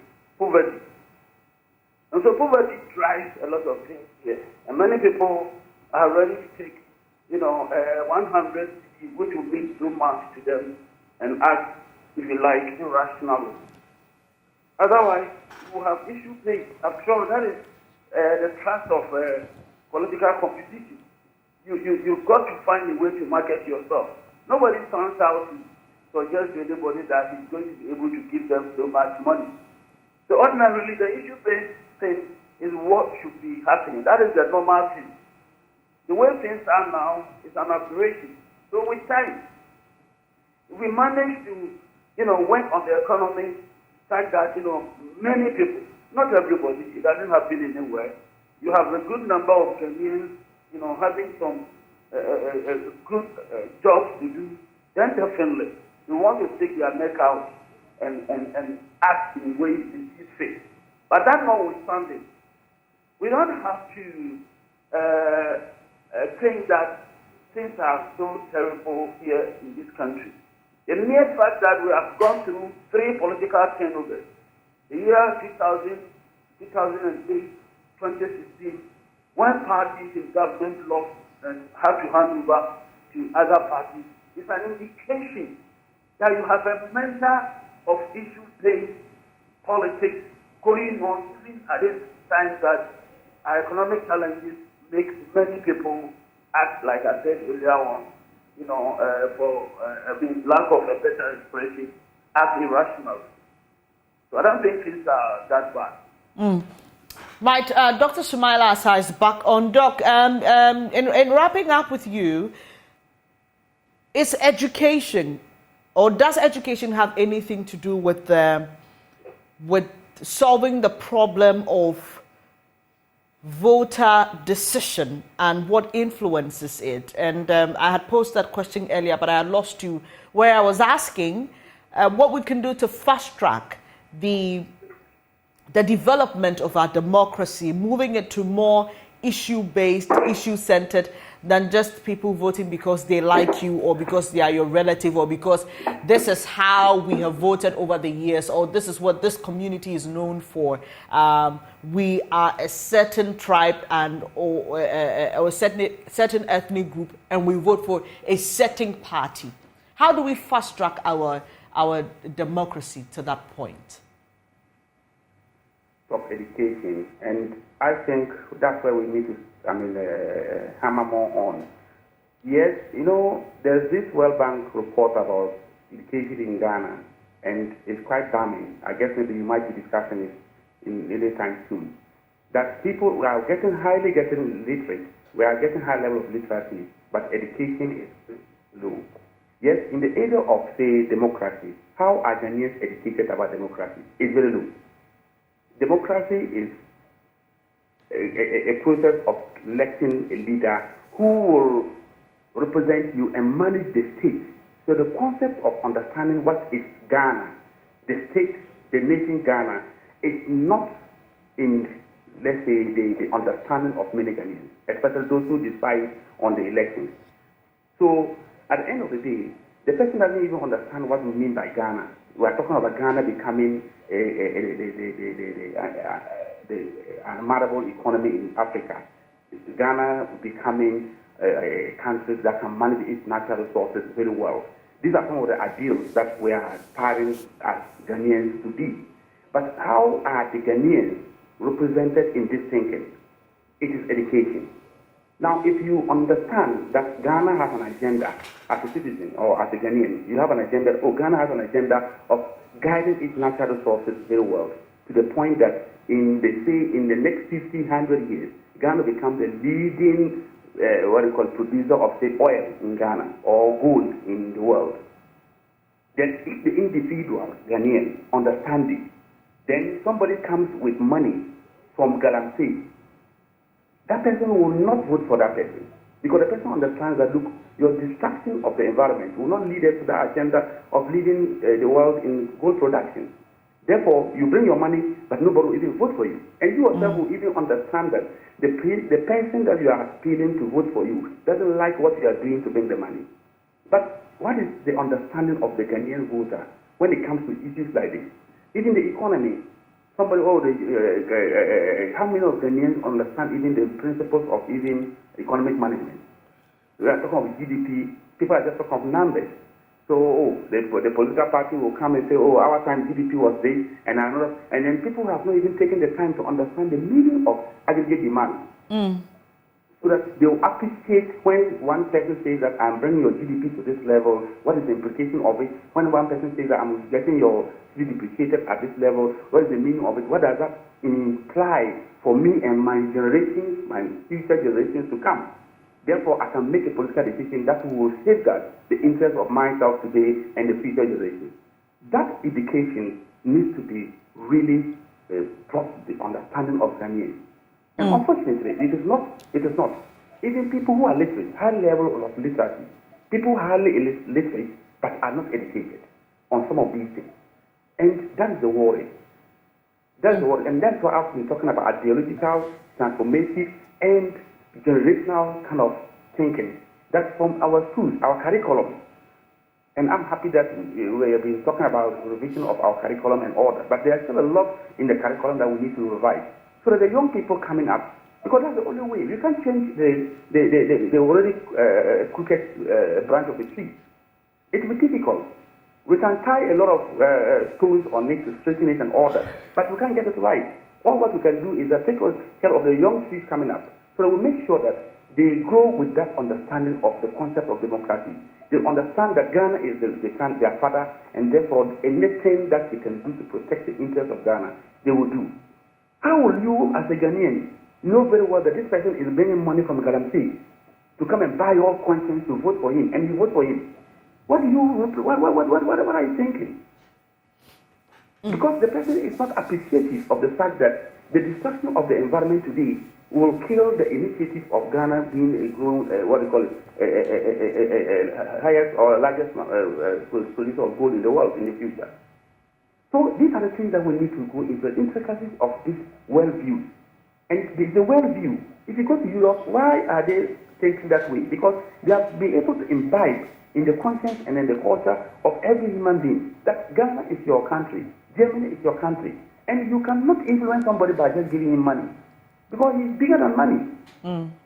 It's not that he's poor. So it's not about poverty. When we talk about poverty, look, our people, the 20 cities that they are giving to somebody to vote for, somebody goes to his cocoa farm or his banana farm, and then he can get even just 3-4 coconuts from his farm, and then it's worth more than 20 cities.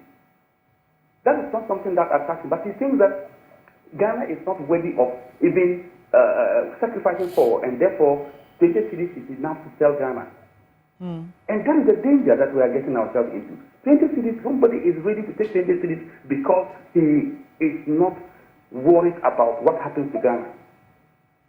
And we should begin. So I will just conclude this conversation that we need to get into curriculum, develop the minds of young people, particularly from those from the crèche and the primary schools, the basic schools. So they will grow to understand. They should begin to even have issues with me that grown up. When you begin to see young people arguing and making debate, and I think in schools we should begin to create those debate clubs so that the young people begin to even castigate and even kind of like ridicule with the adults. They should begin to ridicule us. And Doc, I mean, sadly, though, it appears that the concept of election, gift sharing, vote buying has even gone down to the basic school level. I know of a school where elections were being held for senior prefects, and some of the candidates brought gifts. Coffee and then yogurt, yeah. They brought gifts to their colleagues, and then you begin to ask yourself, what are we teaching these young ones? And where is the hope if we allow it to continue and trickle down to that level? Let me just share with you a reaction from Roxon Nelson Dapiamepo. He is an MP and belongs to the new National Democratic Congress. Now, here is a statement he put on social media after the elections. He says, the Kumawu results have poured in quick and fast. I was part of the Ashanti Regional Reorganization Project in 2022, but these Kumawu votes show we have to re-audit our register and branch executives. He says we have 9 executives, but had 3 and 4 votes in some branches. So where are our 9 NDC executives? And this is to say that he is expecting that just because you are an executive of the party, you must vote a certain way. And that is why in certain places, parties may want to have a strong delegate base or a strong executive base at the constituency level, because the assumption is that once you have those numbers, then you can start talking about winning an election. So clearly, even those who are already in parliament have these sort of expectations of voter behavior. Yeah, so actually, the behavior of voters to a large extent reflects in many elections. And this one in particular, I don't think I would dismiss it top into. It had a number of implications for the outcomes of some of the polling stations and all that. And that is not something that is new. But why should you expect, the question here is that why should you expect that because I am NDC, I would just vote for the NDC candidate even if another party's candidate is a better option? That's what I'm driving at. So he's expecting that because they have 9 executives in a particular constituency, they shouldn't have less than 9 votes. Yeah, so actually, I began by saying that the NDC candidates have structural and then issues with individuals in the party, and even among some of the NDC members in the constituency. So the outcome of the election is not just the reflection of the NDC performance, but the candidate himself. And that's where you can confirm some of this, school of thought from the outcome of a polling station 9-9, and then you are getting less than 9 votes, meaning that some of your party people didn't like you and then voted against you. Yes, but that is also good in the growing of a democracy. That yes, you can look into the face of somebody who belongs to your party and think that he's not good enough, and therefore you can. But in this case, it might not necessarily be good enough, but also issues of conflict may not necessarily be as a result of your incompetence. You are not competent enough, but probably because of the differences that you need to address and you didn't address. So it's a good development. If it is positive on that score, I think, yes, look into your face of your own brother or sister and say that you are not good enough as compared to somebody who doesn't belong to my camp. It's a good development in democracy. But we need to go in details to understand really, was it based on in terms of his competence, or it was based on other elements of schism or differences that existed between them, and therefore they wanted to show him where power lies. These are all things that are possible. So I think largely we have to commend Ghana again for the fact that it also ended without any conflict and fight. Yes. And then the usual messages and cutlasses, we didn't see that. And I think we are gradually giving ourselves some high on that per the recent elections from 2020 and then the recent ones. We can see that at least we are doing better in terms of the conflict or the violence. But the issue that now we need to look at seriously is this about selling Ghana for 20 cities, 30 cities, 40 cities. And then when it comes to constituency level, 2,000, 3,000 cities to buy people's conscience, I think we need to begin to be spending more. And that's where I'm coming from, education point of view, that we need to get the young ones. And it will be difficult for us to just change it overnight. We shouldn't expect this thing to happen overnight. But I think now that it has happened, it didn't usually start. It started small, and now it has gotten to this undesirable level. We need to also take a gradual approach to get it back to where we want it to be.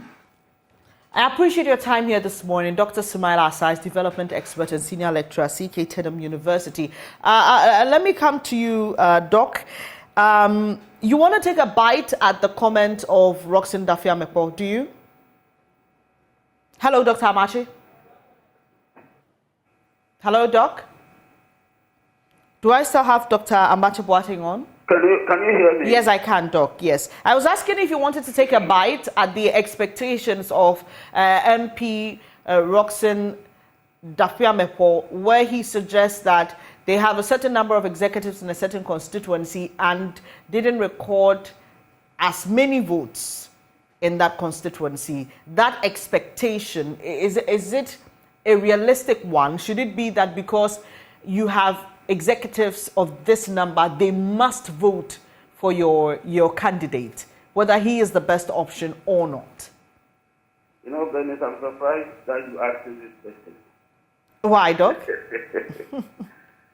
You know, individuals come together to form organizations. They own the organization. Executives provide the fee for the organization. You talk about traditional actions and inactions. You're talking of the actions and inactions of these individuals.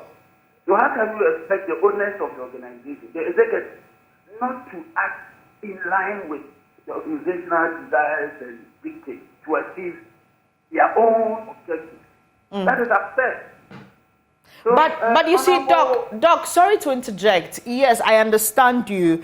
And if it were a corporate organization, that will be 100% interpretation or understanding to the situation. This is a member of parliament, somebody who's going to represent people, somebody who has an agenda, has sold a certain vision. And I'm asking, yes, realistically, you would expect that once you're a member of the party, you will vote for the party's candidate. But I'm asking, in the sense of having rational voters, if the people believe that another person is a better candidate, should they just throw their weight behind somebody because he is a member of their party?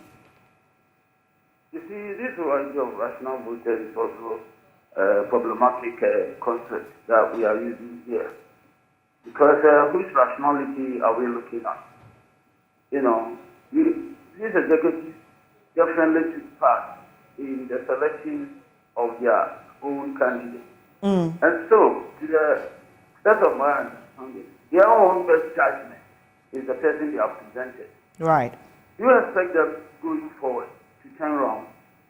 In a way, are they interested in sustaining their own party and preparing the party to come into government on time to come? So you have to put all these things together and then come to understanding that Honorable Roxy is justified in making the case that he's making. I appreciate your time this morning, Dr. Kwesi Amakye-Boateng, the Senior Lecturer, Department of History and Political Studies at the Kwame Nkrumah University of Science and Technology. Well, let's now get a reaction from the NDC's Deputy General Secretary, Mustafa Bande. I spoke to you yesterday, just when the elections had started. The results are out. Your candidate performed better than he did in the last election, 3,000.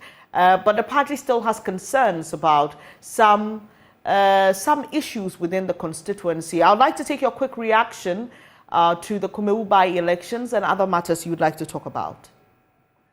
Thank you very much. I think basically and most importantly, the by-election was supposed to be an exercise of politics.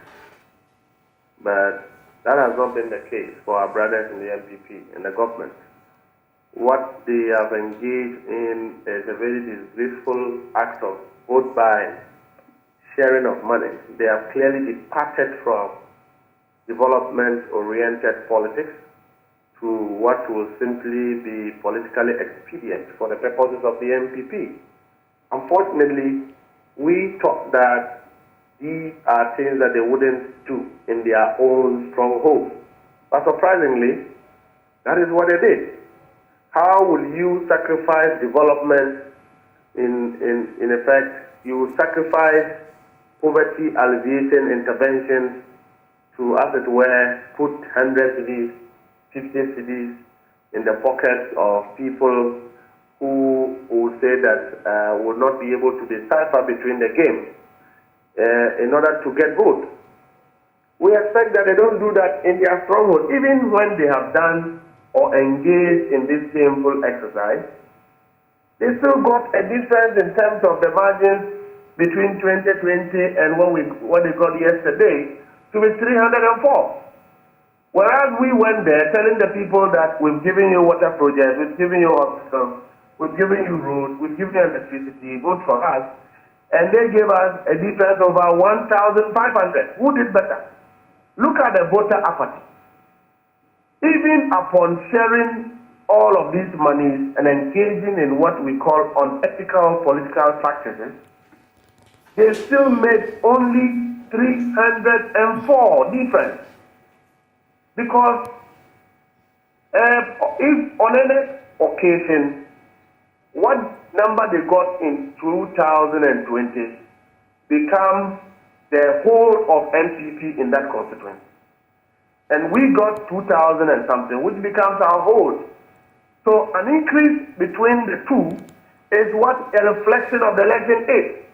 If a government can go and engage in distribution of money, no campaign message, no development, relocation of government machinery into one constituency, only to get 304 vote difference, and an opposition party that is not having a stronghold over there, we getting an appreciation of over 47% of our previous votes who have actually won the election.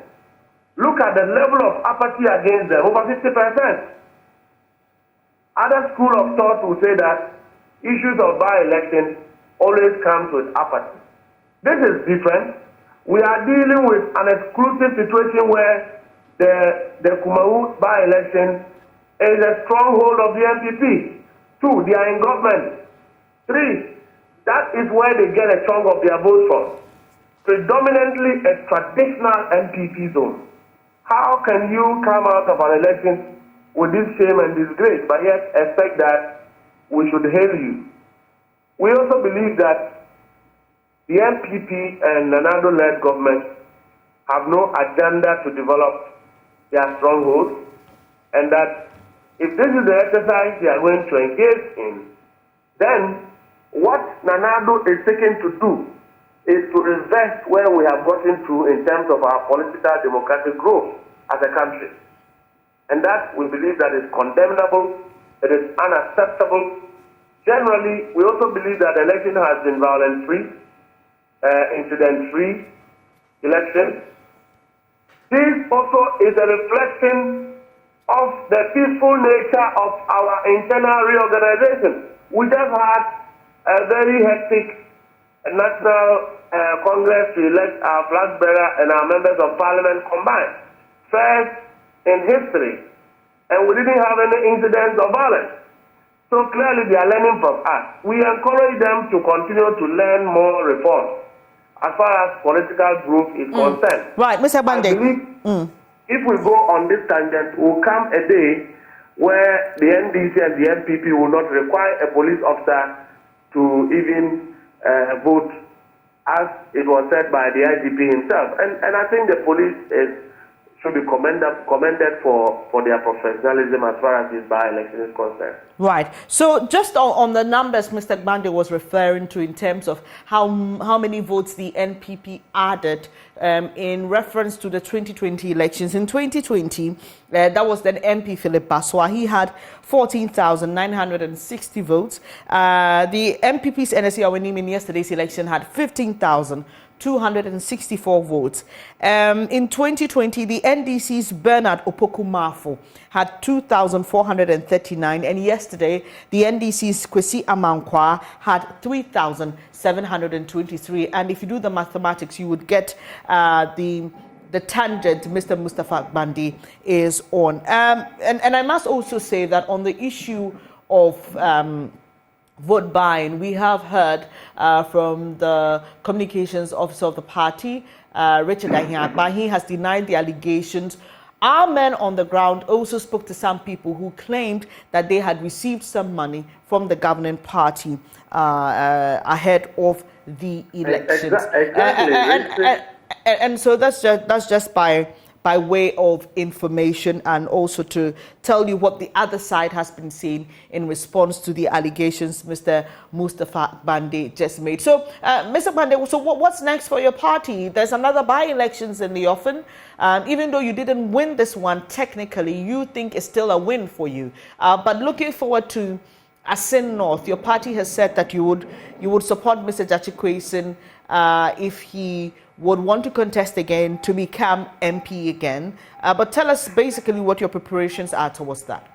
Okay, so before then, Richard Ahiagba, my brother, have never denied that they've been engaged in vote buying. In other sister stations, what he's saying is that these are modern methods that the NPP is seeking to adopt going forward in their elections. And well, so, Mr.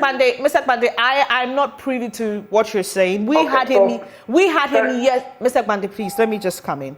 We had him yesterday, just after we spoke to you, and those were and that was the response he gave to my colleague Ohiming Teria on the ground. Very well. But so I'm holding evidence, including audio, of people who have carried money in their car and planning how to share the money. I have audio. We're having videos of how those monies were shared. And so we are not exaggerating, we are speaking to evidence, and we have just confirmed that your good work also reveals people speaking to having received this money. Do you think it's ethical? Do you think it is good for our democracy? People have alleged, Mr. Bande, going into central regions, we will go as the party leadership have decided with Mr. Kwesi. We are looking forward for a date to be set. We are not worried, we are not perturbed. Except to say that we will prevent the issue of vote buying in central region. That we will do. With all the might that we have, we will prevent issue of vote buying. It will not repeat itself again because the law allows us to prevent crimes when we experience them or when we come in contact with them. Right. And so if they intend to share money in central region, they should revise their tactics because we will not allow it to take place. Mr. Bande, thankfully, we've been able to raise Mr. Richard Ahiagba on the line, and I'm grateful that he has agreed to speak to us. Mr. Ahiagba, have you ever said anywhere that these monies that were shared are modern forms of campaigning or politicking or whatever it is that you will employ in the 2024 elections? I just want that for starters, then we can zoom into your reactions on the elections. Mr. Ahiagba? Oh, well, too bad. Hello, Mr. Ahiagba?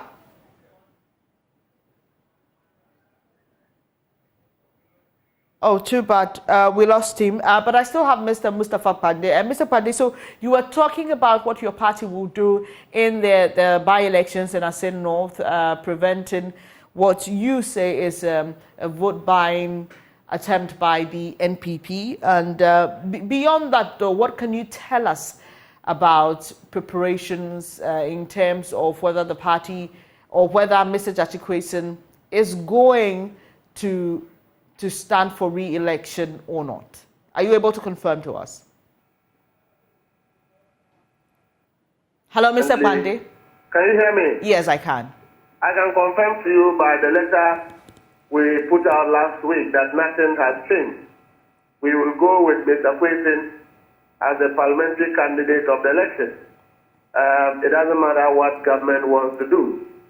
We are prepared for the by-election, except to say that we were taken by surprise when government was engaged in this needless, shameful vote-buying exercise.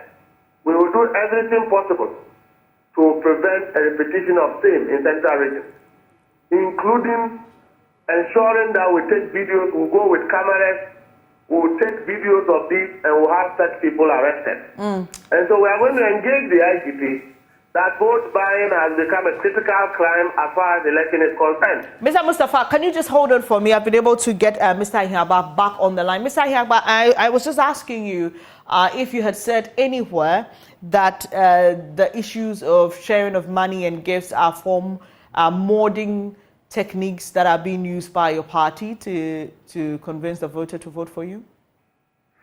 Well, thank you very much. Good morning to your viewers or listeners. The NDC is majoring in the post-election accusations anytime they lose an election in this country. Then they come up with all these wild allegations of one thing or the other has happened, that's why they lost. But they've never been able to look themselves in the face and say, because we failed to plan, we failed to strategize, we lost the election. You show up in Kumawu 3 days after to the election, and then what your claim is that somebody was buying votes, and the person you are alleging is bought votes has been in the constituency for a month, organizing and canvassing for votes. Completely unacceptable situation. I think that it's shameful that we continue to give airspace to these rather wild allegations. We were in Kumawu. I've been in Kumawu for 3 weeks. For 3 weeks. Our national organizer, our general secretary, our chairman was out of the country immediately. He came, he relocated, and was in the constituency till we had elections. We canvassed for a vote. This was our stronghold. We needn't spend that much energy, but we did so as part of a strategy going forward that we are going to be intentional about every campaign and prosecute it as though it's the last one we are going to engage in. That is the evidence you saw yesterday.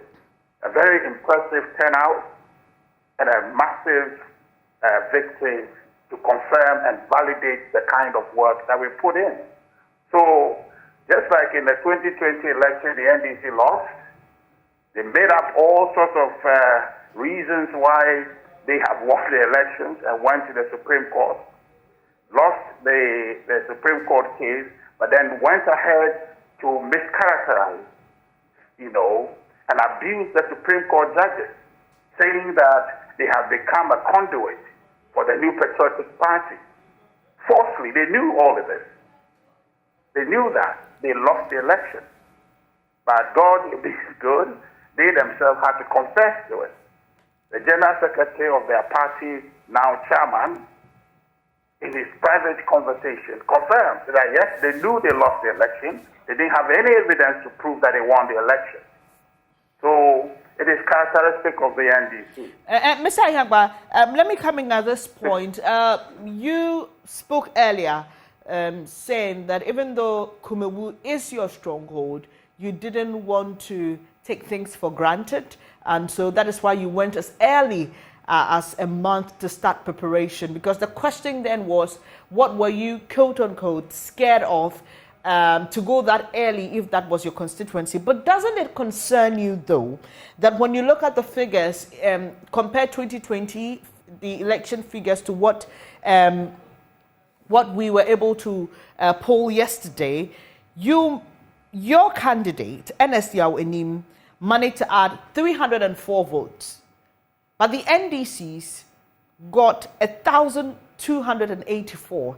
So for the NDC, even though this is a loss technically, it is a strong indication that there is something going right for them compared to you. Doesn't it concern you when you compare 2020 figures to yesterday's figures? Okay, so first of all, apples and oranges, you don't compare them. First of all, for your question, you're not comparing by-election to a general election. You don't do that. And two, there is no such thing as NDC added 1,000, NDC added 300 and something. Totally, I don't know what kind of analysis that is. My good brother Mustafa has been making that analysis since yesterday. Now, it appears to me you are buying into that analysis. No, I'm only asking, Mr. Ayagba, I'm only asking a question because... Well, you don't ask the question what the analysis, there's no basis for that question. Mr. Ayagba, please permit me, please. Well, you have allowed me to answer your question, so please let me do so. No, I'll allow you to answer it. Please go ahead and answer the question for me. I understood the question you've asked, and I'm only telling you that you are buying into a flawed analysis. You don't compare apple and orange. Mr. Ayagba, I am only throwing what the NDC is saying back at you and eliciting a response. That's basically what I'm doing. No problem. I'm not buying into anybody's analysis here. I'm asking you a question. I agree. Please, allow me to answer your question. Please answer the question. I agree what you have said, and I'm saying that you are asking me because you think it's the right analysis. I'm saying it's not. You can't think for me, Mr. Ayagba. I'm asking you because that is what the NDC is saying, and I'm saying, what is your response to that? You didn't ask it as if you're asking what the NDC said. You're asking as if you are asking me. That's why I'm saying so. I made reference to what Mr. Bande said. I made reference. I made, Mr. Hiaba, don't, the back and forth is not necessary. I'm making reference, and I made reference here, and I said the NDC thinks that it is a win for them, even though technically it's a loss. That's what I said. And I'm asking you what your response is to that. So you can say, okay, I'm thinking the way the NDC is thinking. You called me to speak and answer your question, so allow me to answer the question. When you ask me a question, how I understood the question is how I'm answering it, please. So I am telling you that apples and oranges you don't compare. You don't compare what happened in a general election to in a by-election. And the second thing is that the by-election on its own is a fresh election. It is not a continuation of the 2020 election. So therefore, you cannot say that because one got extra 250, that is the next game. It is not, it's not a continuum. So you don't do that analysis of comparing apples and oranges. What happened yesterday was a landslide victory for the MPP in a by-election. Completely separate and independent from any election that has happened before. That's what the analysis you should do. That to say that yesterday 2020 election, and now because MPP got this much, then it's therefore is the net gain of this. The two elections are mutually exclusive. They are not one and the same at all. So that analysis should not be encouraged. You shouldn't repeat it. That's all I'm trying to say. Mr. Ihagba, are you done? Yes, I've answered your question, unless you have any other questions for me, please. All right, so looking forward to the Asin North elections. That is one that is going to be interesting. We all look forward to it, and here at the election headquarters, we are preparing towards that. Tell me what the plan of the NPP is in that regard. We know that the NDC says it will offer its support to its candidate, Amakye-Boateng.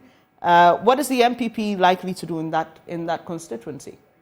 Well, very good for the NDC. I think as far as we're concerned, we have a roadmap strategy that will bring to Asin North, will revise and adapt it to the circumstances we'll find in Asin North. Very likely, our national leadership will take a decision on how we settle on a candidate for that election. And as soon as those decisions are made, I think we'll move straight into action. But I can assure you that we're going to leave no stone unturned, and the victory for the New Patriotic Party is assured. In 2020, that seat was ours, and the NDC took it in 2020. We know what happened. We understood the circumstances and the changes that has happened. We will factor those into our planning, and going into the by-election, we are very confident that the NPP will win that seat. And you asked a question earlier, and I think you're not the only person who's been asked severally. I just want to reiterate that, the answer to that, to say that our approach to the Kumawu by-election is an orientation going forward, that as far as the New Patriotic Party is concerned, consistent with our desire to win in 2024, we have an approach to election that takes every election seriously and at a certain level of commitment and drive. And so that's why you saw in Kumawu, we deployed all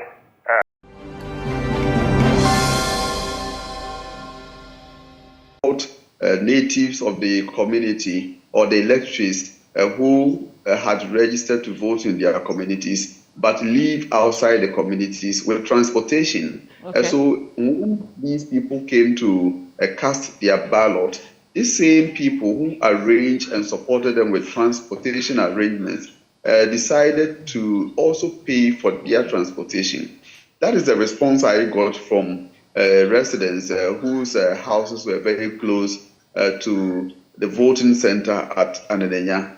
It is the only place that issue of vote buying, the alleged issue of vote buying came up. The NDC as a representative stood on their ground when I spoke to the former DC for Achuman Wabieja in the person of Nana Asaribediakon.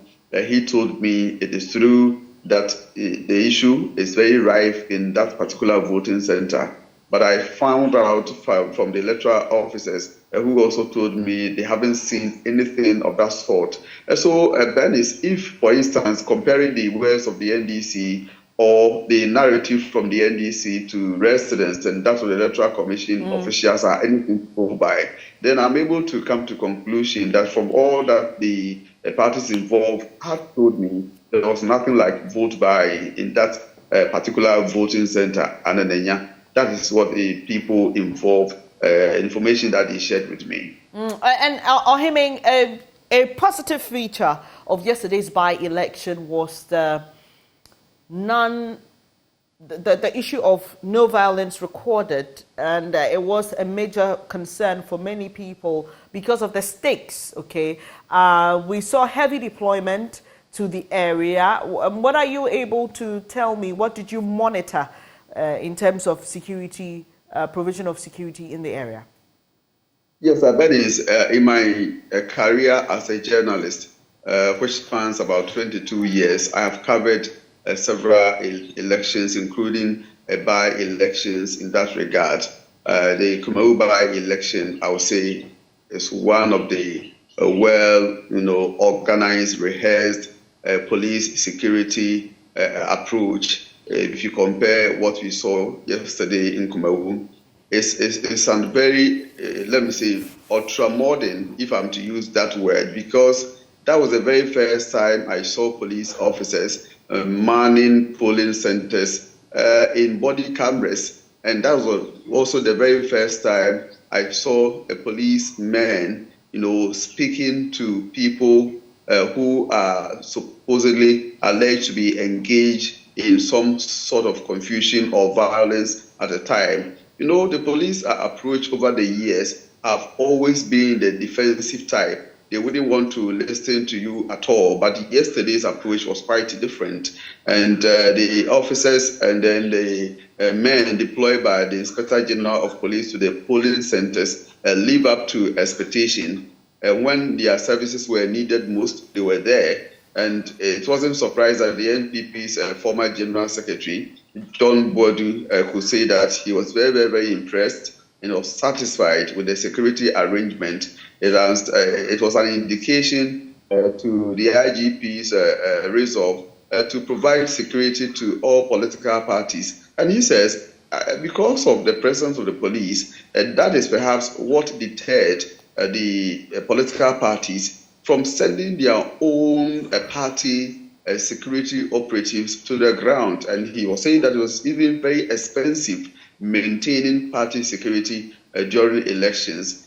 So the NDC, on the other hand, the national chairman, Johnson Esiedun Ketia, said it was too early to give verdict on the police performance. When I spoke to him at Raso before 3 p.m. yesterday, he was a bit satisfied, just that he wouldn't want to stick his neck out since we had, according to him, violence usually erupts at elections from 3 p.m. and especially at the collation period. But unfortunately, as we witnessed yesterday, nothing of that sort did happen after 3 p.m. or even during the collation. You could see how police had rehearsed and were implementing a rehearsed plan at the collation center. The entire Presby Church area was cordoned off. They had barricaded the entire place. Even journalists who were given accreditation, you had to be screened. You go to the electoral commission officers. They will tell you, okay, you are allowed, you can go in and all that, being supported by the police.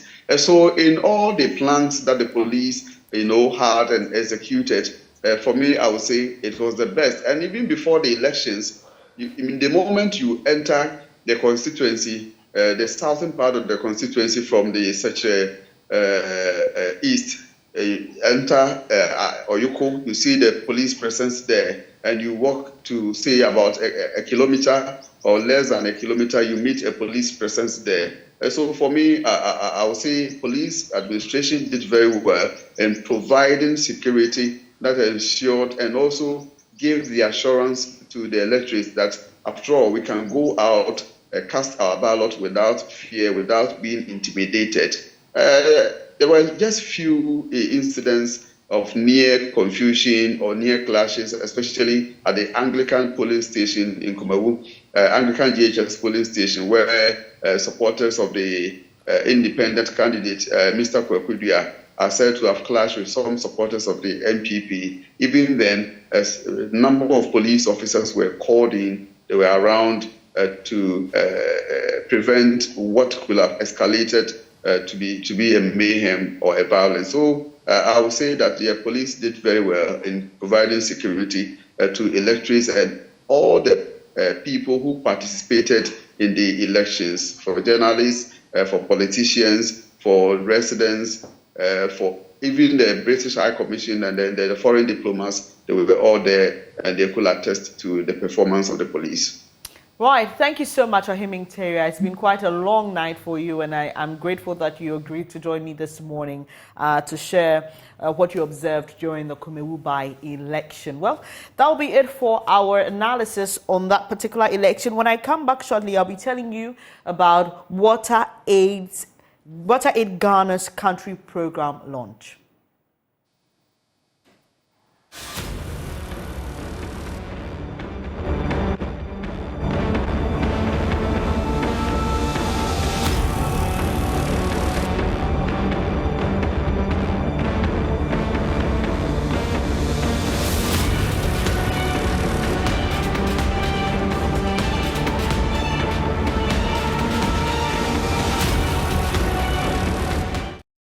Hey there, I'm Bernice Abu-Bedulansa, and this is the AM show. Thank you so much for staying in here. It's now time to talk about Water Aid Ghana. I'm sure you've heard about the organization, but it has re-strategized for the 2023 to 2028 period. Now, this new strategy would define the program outcomes and expected contributions towards the achievement of water, sanitation, and hygiene. That's the WASH sector vision and target. And to explain further the new program, George York, Head of Policy, Advocacy and Campaigns, Water Aid Ghana, is with me. Good morning to you. He's on my immediate left. And Engineer Samson Tete, he's Acting Head of Programs at Water Aid Ghana. You're also most welcome onto the AM show. Let me start with you, Mr. York. We've heard Water Aid Ghana. I mean, I'm sure a lot of people will attest to the fact that when it comes to the WASH sector, Water Aid is one of the key organizations that helps in achieving it. But what is Water Aid about, and what do you do? Yeah. Thank you very much.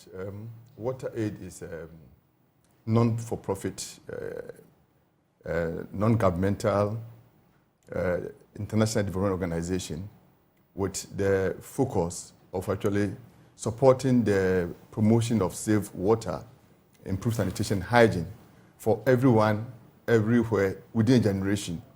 So we actually work towards the achievement of the SDG.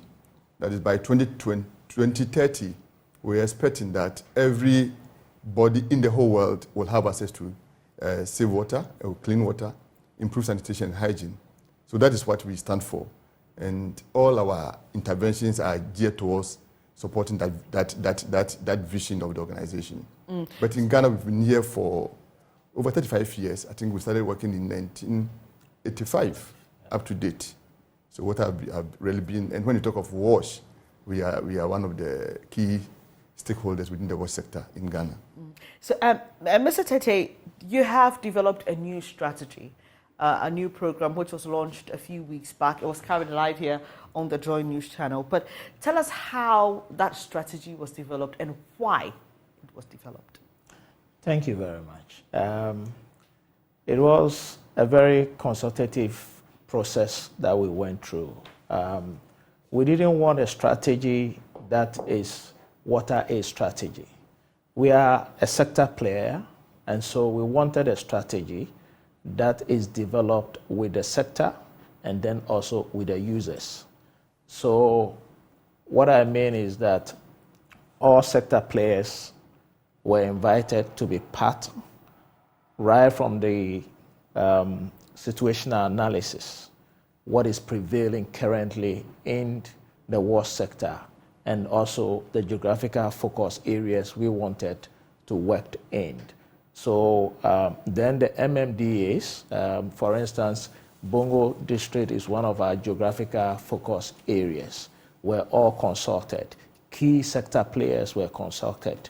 And so this is how the strategy was developed, so that we can have the idea and the expertise of all those who are in the sector to contribute to a strategy that will promote WASH within the sector. But why was there a need to develop a new strategy? What was wrong with the old one? Yeah, the old one actually ended in 2021. And as a organization, we need to develop a new one. So this is actually our 7th strategy that we've developed. And we also evaluated the old strategy, and there were issues that came out that really informed the new strategy. And as Samson rightly said, we went through a very consultative process to ensure that all key partners and even the private sector actually contributed to the development of the strategy. Because without the strategy, we can't develop, we can't actually, there will be nothing to guide us in operating for the next 5 years. So that is why we developed the strategy for the next 5 years. So tell us the ambition for the next 5 years. What are the focus areas? What are the key targets? Actually, the ambition is ambitious. because we are looking at reaching 5 million people within the next 5 years. And that one, so a million a year? Yeah, and that one we are going to do 1 million directly, but the 4 million we are going to work with other sector players to get there. So indirectly we are going to reach 4 million, and directly we are going to reach 1 million.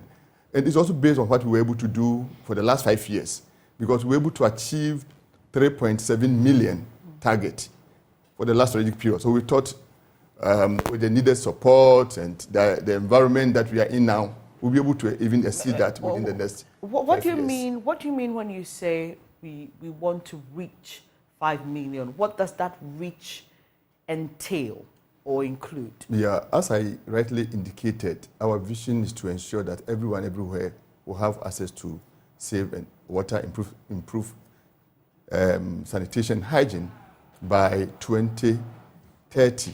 So that is what we are working towards. And as a sector, we actually want to do that in collaboration with key sector players, government, the civil society organizations, the private sector, the community themselves, so that we can really achieve that. So that is what we do. So if I get you reaching means, for example, helping these communities access to clean potable water. Yeah. Okay. Sanitation, hygiene services. So like good toilet facilities. Toilets, right. And ensuring that they practice hygiene at the right time is what we stand for. We are looking at. Right. So I mean, because I just want to really understand. Yeah. So this also means that you are going to provide what, boreholes? Yeah, we've actually moved from borehole provision. Okay. For the last period, we try to ensure that we provide limited mechanized solar systems, water systems for communities. Great. And we are going to improve that. So that because of the reach, if you want to go by borehole production, it takes us more than that period to reach the 4 million that we are targeting. So we are looking at using technology innovation to reach as many people as possible within the period. So, Mr. Tete, what other approaches is WaterAid hoping to use to ensure that you're able to implement this 5-year strategy? Okay, so we have service delivery strategy approach. We also have gender mainstreaming approach. We do have strong partnership building as an approach. We also have a partnership with the private sector as an approach. So there are quite a number of approaches, and probably to delve a little bit into some of these approaches. York earlier on was talking about the use of technology, harnessing solar energy, especially when you look at our geographical focus areas in the Upper East and Upper West area. You have the sun in abundance.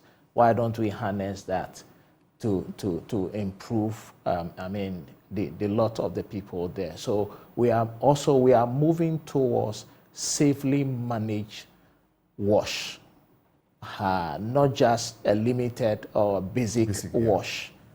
So, and then sustainability is also inbuilt into what we are doing. So that's why we are using solar mechanized system, making sure that, and then also we combine that with reinforced concrete structures to make sure that during the day you have the power to lift up water into an overhead tank storage, and so 24 hours a day you have access to potable water which is flowing, and that speaks to the service delivery model. Now, gender mainstreaming, we all understand that women and children bear the burden of collecting water, and so all technologies and all designs must be appropriate to help these people to deal with that burden. And that is why we are doing the limited mechanized system. So instead of they walking a long distance to access water, why don't we rather use technology and bring the water closer to their doorsteps so that they will save time and they will have that time to do economic activities. Children will be able to go to school, yes, and all that. So these are the key things we are considering. Then we also understand that we will not be able to deliver this just by us. That is why the strong partnership and collaboration is important. We also need the private sector to come into WASH in helping us to do the mobilization of resources so that the issue of inadequate budgeting can be dealt with.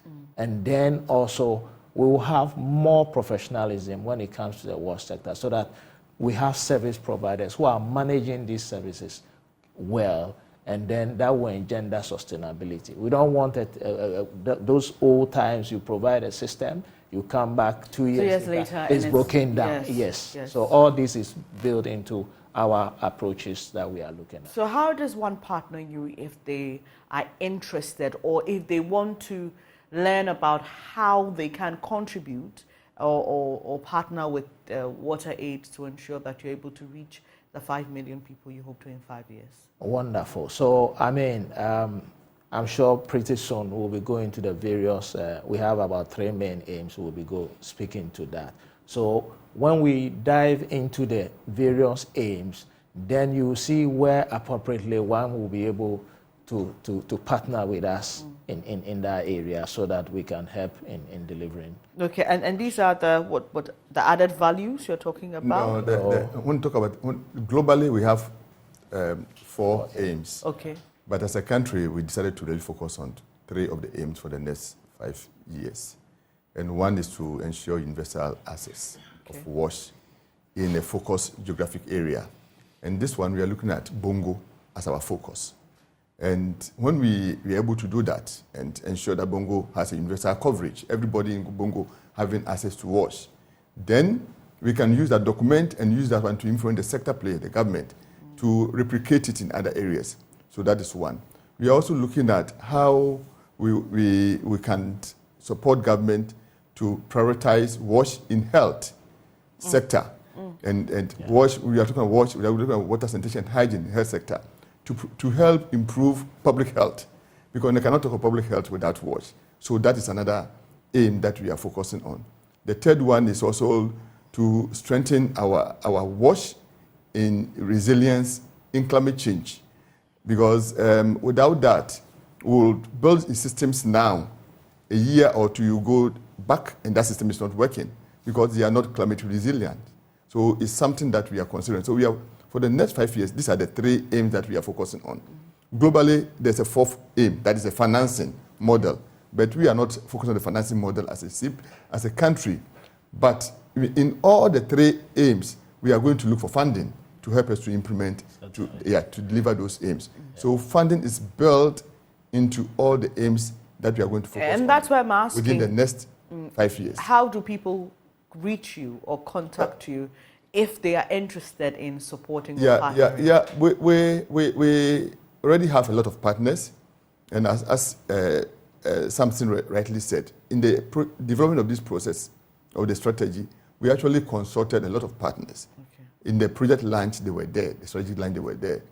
Government is a key partner.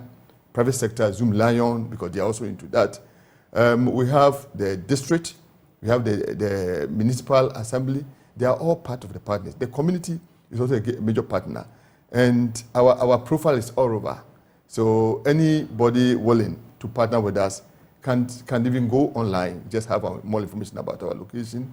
We are based in East Legon, Kinshasa Avenue. You come, you send your proposal, we'll have dialogue and see what we can do together. Because there's no way a single organization can really help us to achieve universal coverage of WASH. No way. So the partnership, strategic partnership with government, with other key stakeholders is a key approach looking at the next 5 years. And we also look at private sector investment. It's critical because there's no way we can do it alone. We are looking at innovation, we are looking at technology. You have to bring private sector on board to help us achieve that. So that is the way to go, and that is what the new strategy is directing us to really focus on. All right, and before I let you go, Mr. Tesi, do you mind sharing with us what your added values are? Wonderful. So we're looking at key shifts here. Strong partnership is one of the key things we are bringing on board. And this is, like George has explained, it's key to we achieving our goal. Now, there is also poor coordination in the sector. So one of the added values is strong coordination within the sector.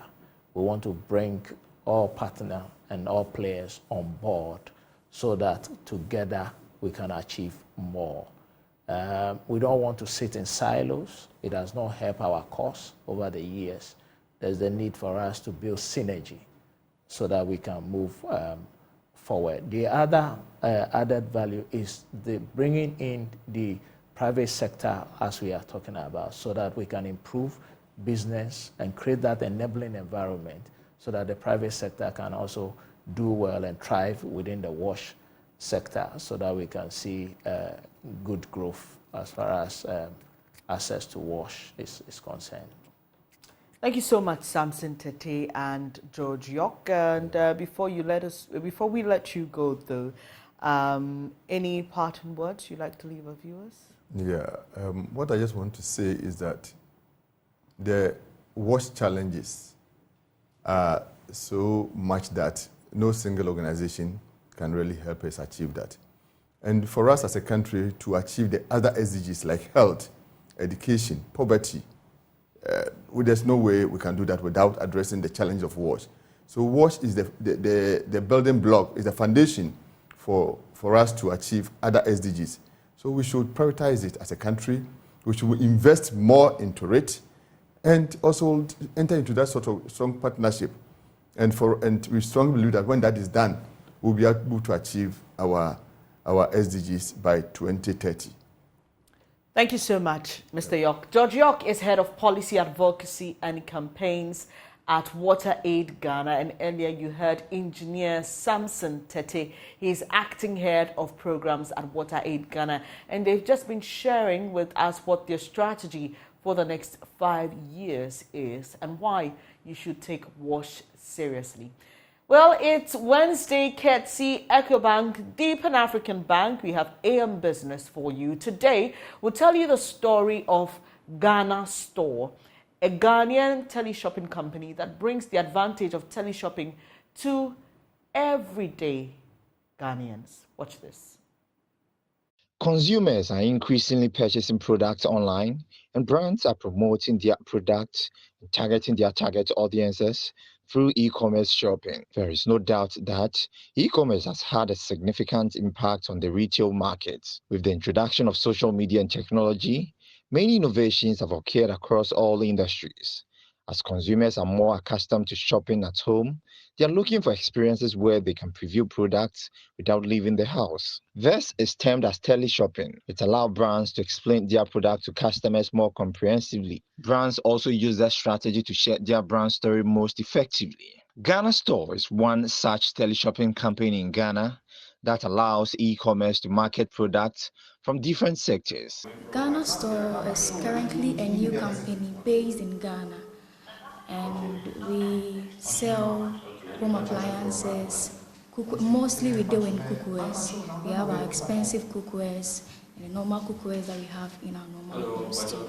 And currently we are now introducing our new product into our system, that is our cosmetics. Okay.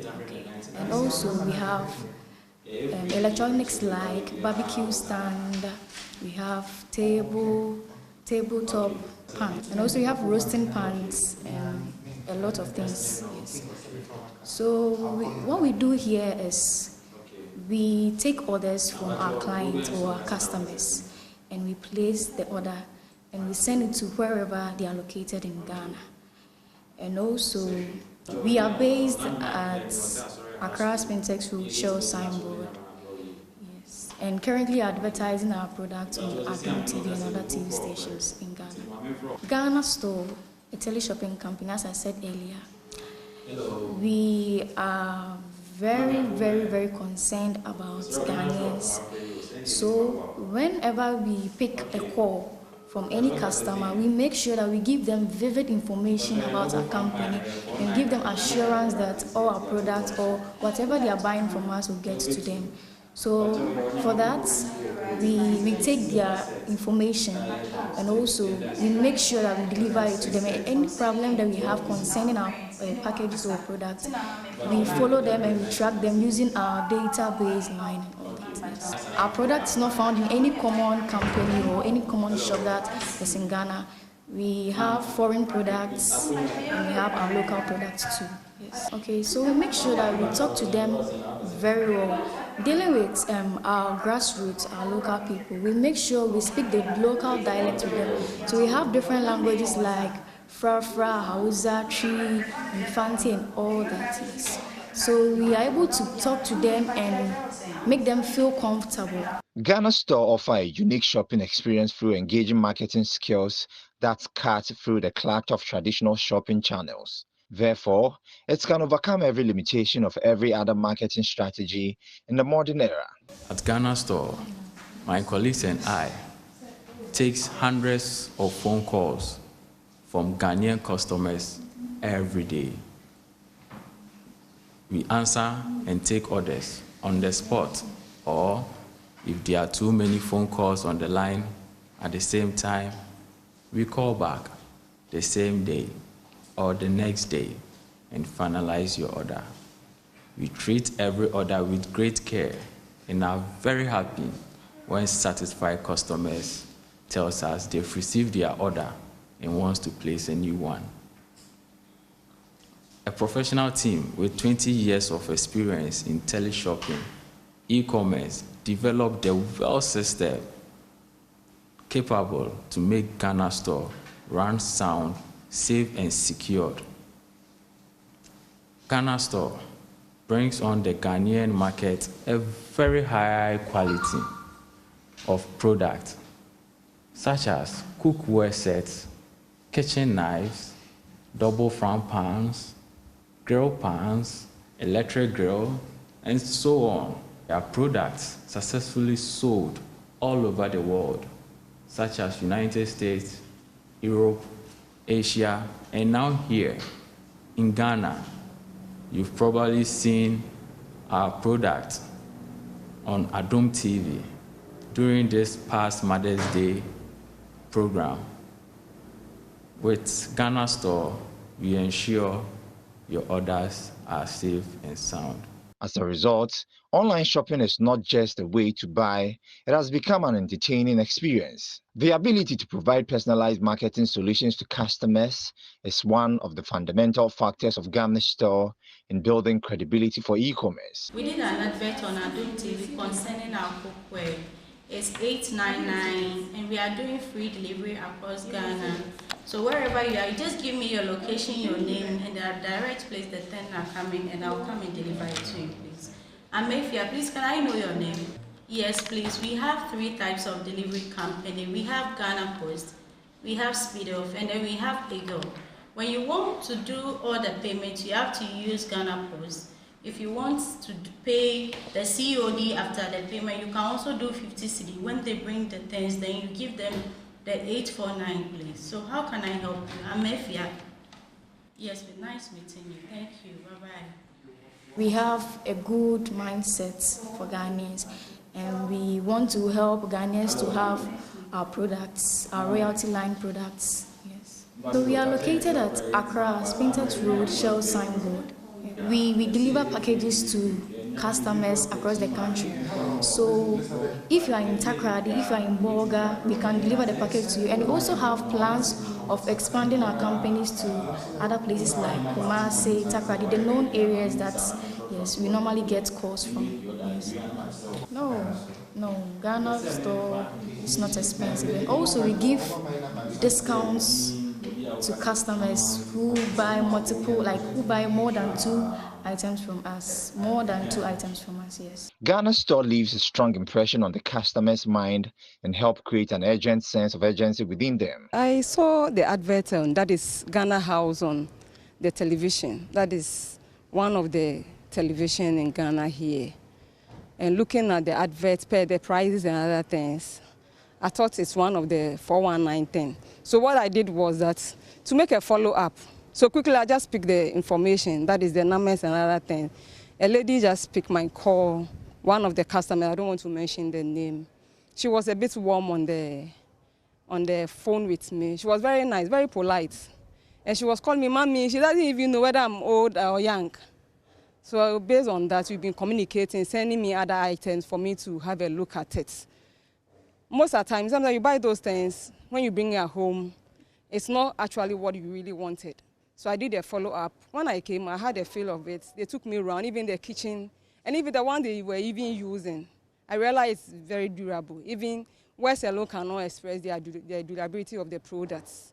But I'll give them 99.9 of the reception. After the reception is excellent. Because right from where I'm coming from, they keep on calling me, Mommy, where are you now? Mommy, where? This and that, so down. So I'll just give a salute to them. So I encourage all Ghanaians, both male and female, to come to Ghana House. It's not far from wherever you are coming. Ghana store, wherever you're coming from, you just pick a car. You just alight at Shell Signboard. Pick the taxi, you tell them you are coming to Cookie Secrets. Immediately you get there, you see one of the staff there. He will just welcome you, smiling, and will even hold your hand right to this place. Even if you want water, you can cheer your heart up. Ghana store uses data-driven marketing and data analytics in building strategies to develop an effective communication with its customers.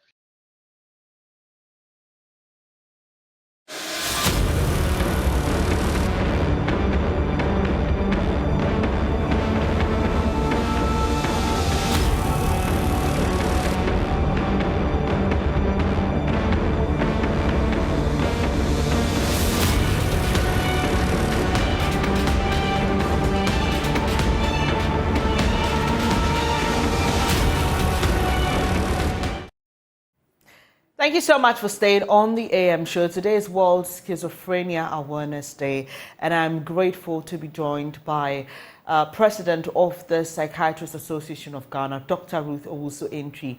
What exactly is schizophrenia? How do you identify it? What are the remedies? Can you cure it? There are a lot of questions. And by now, you should know that I am an advocate for mental health, and I really want us to pay attention to mental health, and that's why this morning we're speaking to Dr. Ruth Owusu-Antwi. Hello, Doc. Thank you so much for joining me this morning, and it's a pleasure hosting you.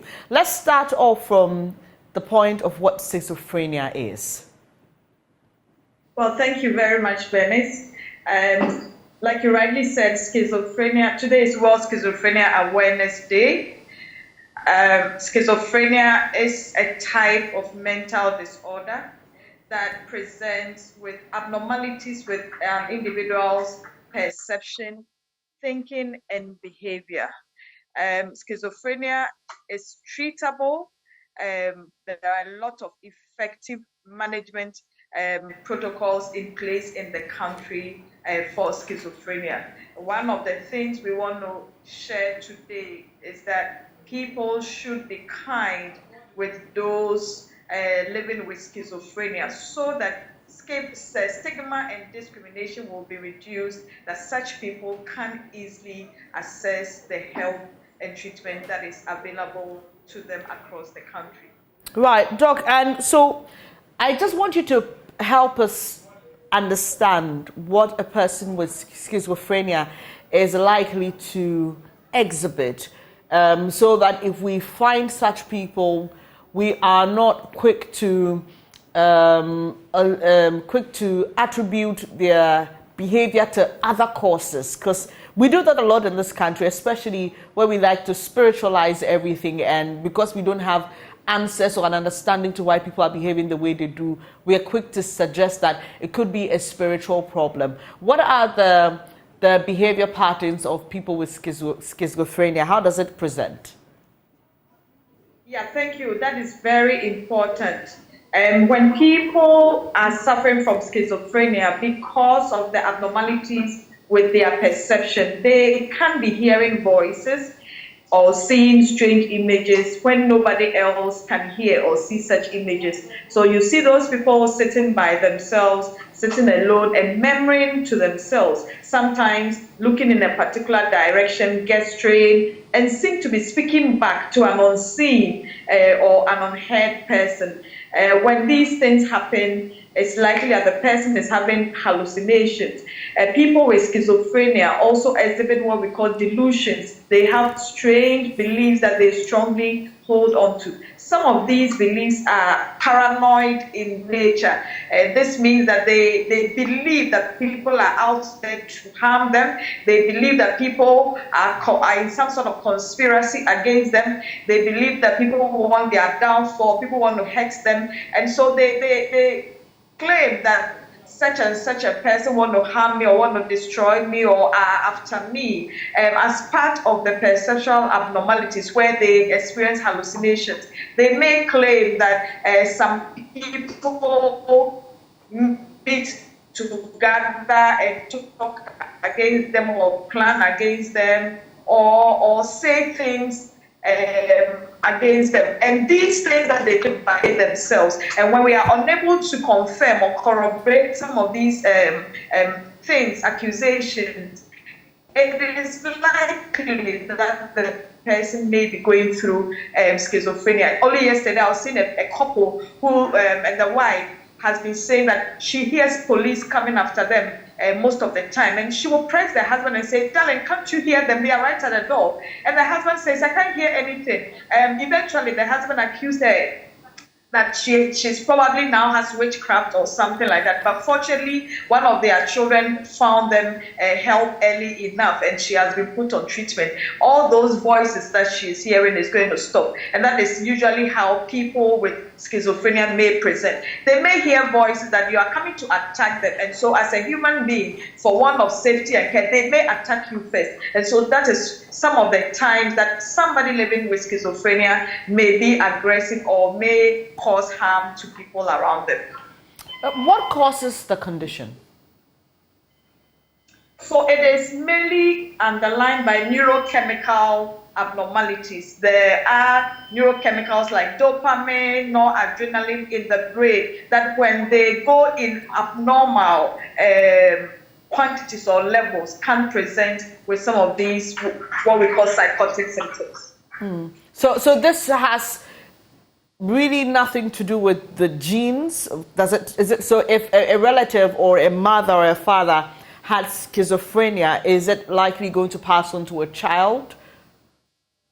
So to a very small degree, I would say probably just 5% of the time you have people suffering from schizophrenia because someone else in the family has it. But even that, the genetic predisposition would have to meet a favorable environmental condition like smoking hard drugs or using hard drugs, or your inability to manage stress well would add to your genetic predisposition to be able to break you down into schizophrenia. So yes, to a little degree, genetics can play a role, but usually when in addition to that, you are unable to handle your stresses well, and then you use hard drugs, alcohol excessively and all that, then you can break down into schizophrenia. Right. So, Doc, World Schizophrenia Awareness Day, what is the message from the Psychiatric Association of Ghana? What are the things you'd like us to focus on today? The theme worldwide is bridging and encouraging kindness even in the communities, because we have realized that when people understand those who suffer from schizophrenia right at the level of the community, stigma and discrimination is taken away, is reduced to the barest minimum. And it allows these people going through these psychiatric or psychotic symptoms together with their families to be able to seek help early. Usually people who suffer from schizophrenia get to the hospitals and get to the psychiatrists, mental health professionals quite late because of stigma. They attribute it to spiritual, to some cases or some other thing. So by the time they get here, they get to us, the disease is well advanced. And when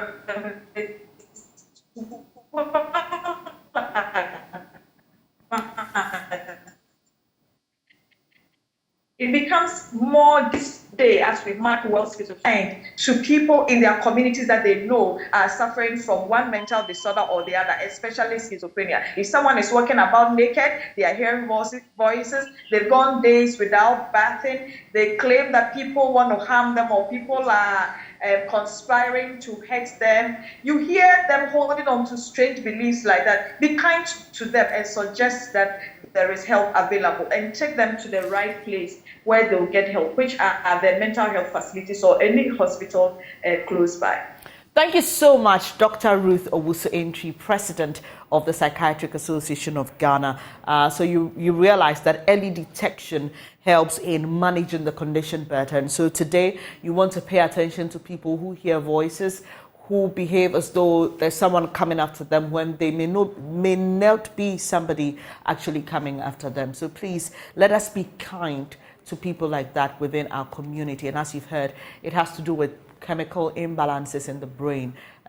So it can be treated, it can be managed. That's how we end this edition of the AM show with me, Bernice Abu-Bedu-Lansah. I am grateful for your company. Before I go, let me say a happy birthday to the wife of Major General Emmanuel Kotia, Mrs. Victoria Kotia. And this is a happy birthday to you from your husband and from all of us here at Joy News. We are grateful to God for your life and we wish you the very best. Hope you have a lot of fun today. Blessings to you, ma'am. And if today's your birthday as well, a happy birthday to you. My job here is done. Up next is News Desk. Thanks for your company once again.